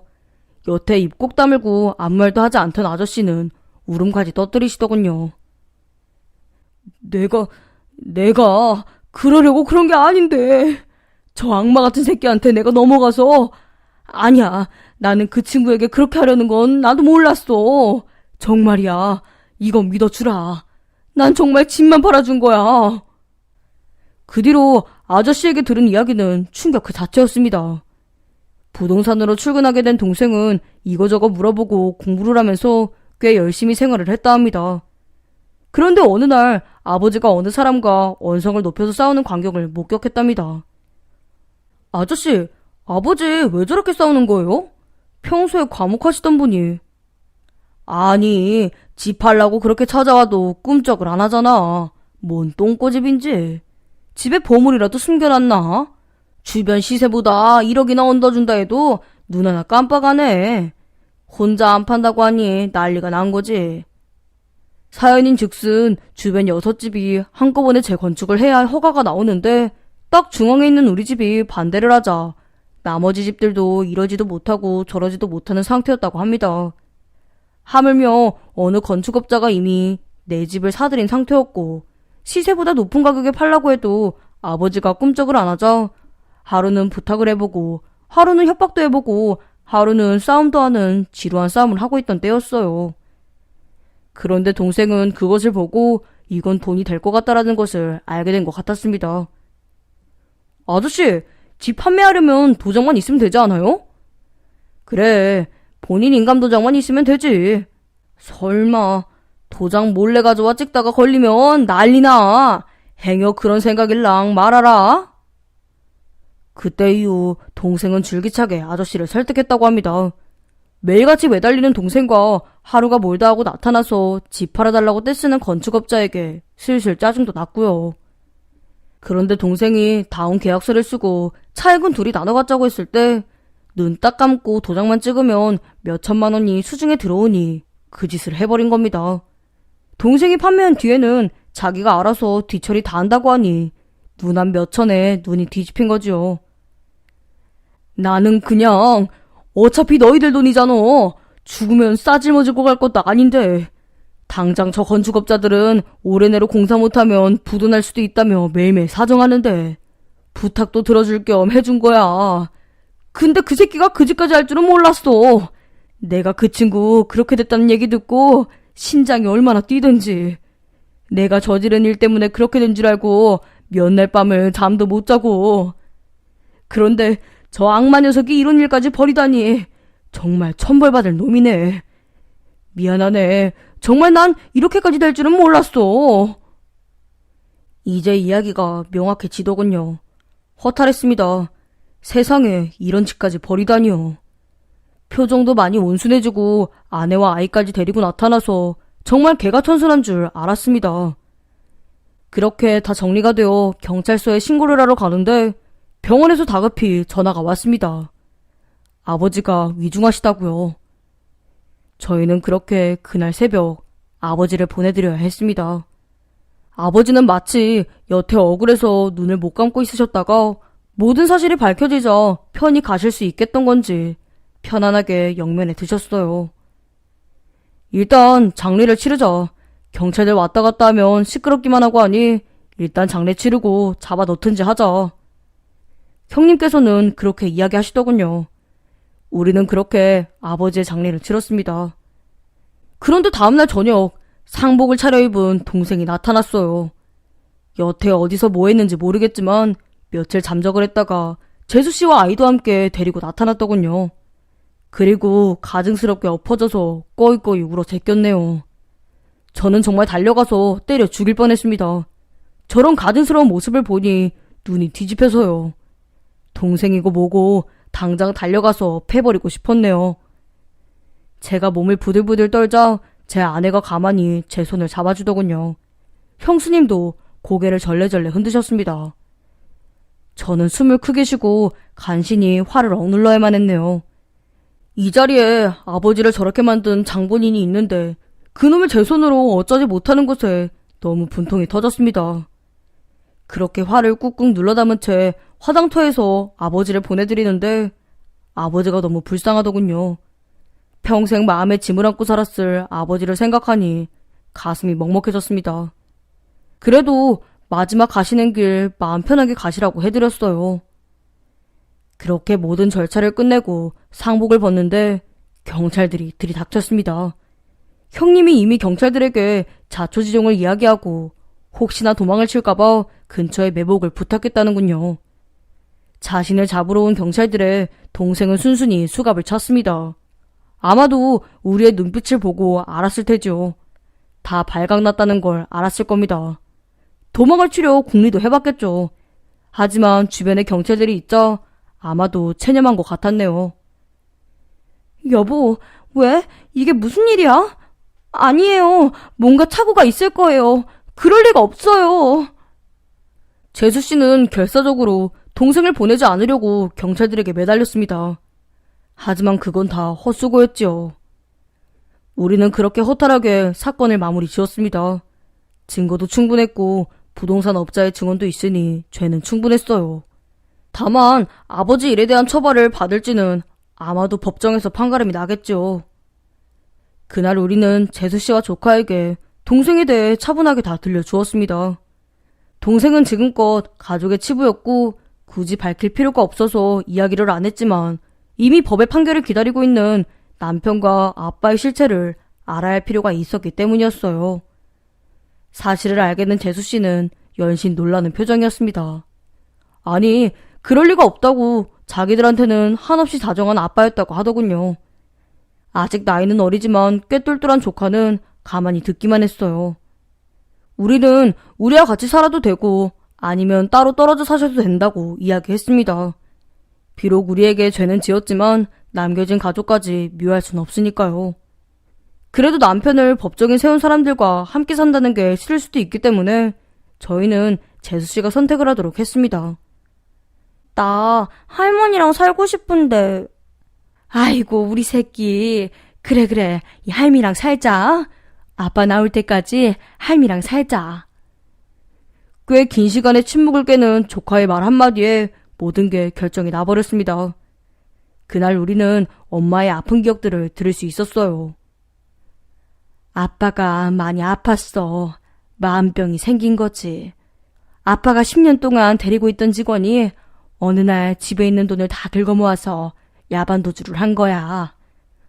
아빠는 돈을 잃은 것보다 사람을 잃은 거에 너무나 상처를 받았나 봐. 그래서 시골에 몇 달 내려가 사셨지. 아마 그때 만난 여자였나 봐. 아빠도 몰랐다고 하더라. 어느 날 난데없이 모르는 전화번호로 전화가 왔는데 아기가 있는데 도저히 키울 수가 없으니 데려가라는 전화를 받았대. 까맣게 잊고 있던 거지. 술 먹고 기억도 안 난다고 하더라. 술집 여자였나 봐. 나도 이해는 갔단다. 근데 아빠 얼굴만 보면 화가 나더라고. 에구, 저렇게 보낼 줄 알았다면 좀 잘해줄걸. 불쌍한 사람. 너희들은 내가 갸 싸고 돈다고 어미한테 서운했지? 다 안다. 특히 둘째 너는 걔랑 나이 차이도 얼마 안 나서 맨날 아빠한테 혼나고 나한테 혼나고 미안하다. 근데 어쩌겠냐. 걔가 무슨 죄가 있다고 그렇게 태어났겠어. 내가 지극정성으로 대하면 비틀어진 애 바로잡을 줄 알았다. 에휴, 불쌍한 거. 어찌 그런 짓까지 저질러. 우리는 엄마의 독백스러운 이야기를 들으며 펑펑 울었습니다. 한순간의 실수로 큰 죄인처럼 지내셨을 아버지와 그걸 감싸주려고 평생을 자기 자식이 아닌 애를 키우느라 속이 타들어갔을 엄마를 생각하니 가슴이 미어지더군요. 동생은 재판을 받고 직접적인 증거가 없어서 10년형을 선고받았습니다. 엄마는 그런 자식 면회를 수시로 가시더군요. 저희는 무릎도 안 좋으신데 자주 가지 마시라고 말려도 조카를 끌고 하루가 멀다 하고 가셨어요. 그리고 어느 날 면회를 다녀오신 엄마는 펑펑 우셨습니다. 저희는 무슨 영문인지 물어봤어요. 그런데 아빠 면회를 간 조카가 아빠에게 이야기했답니다. 아빠, 할아버지 할머니한테 잘못해서 거기 있는 거라며?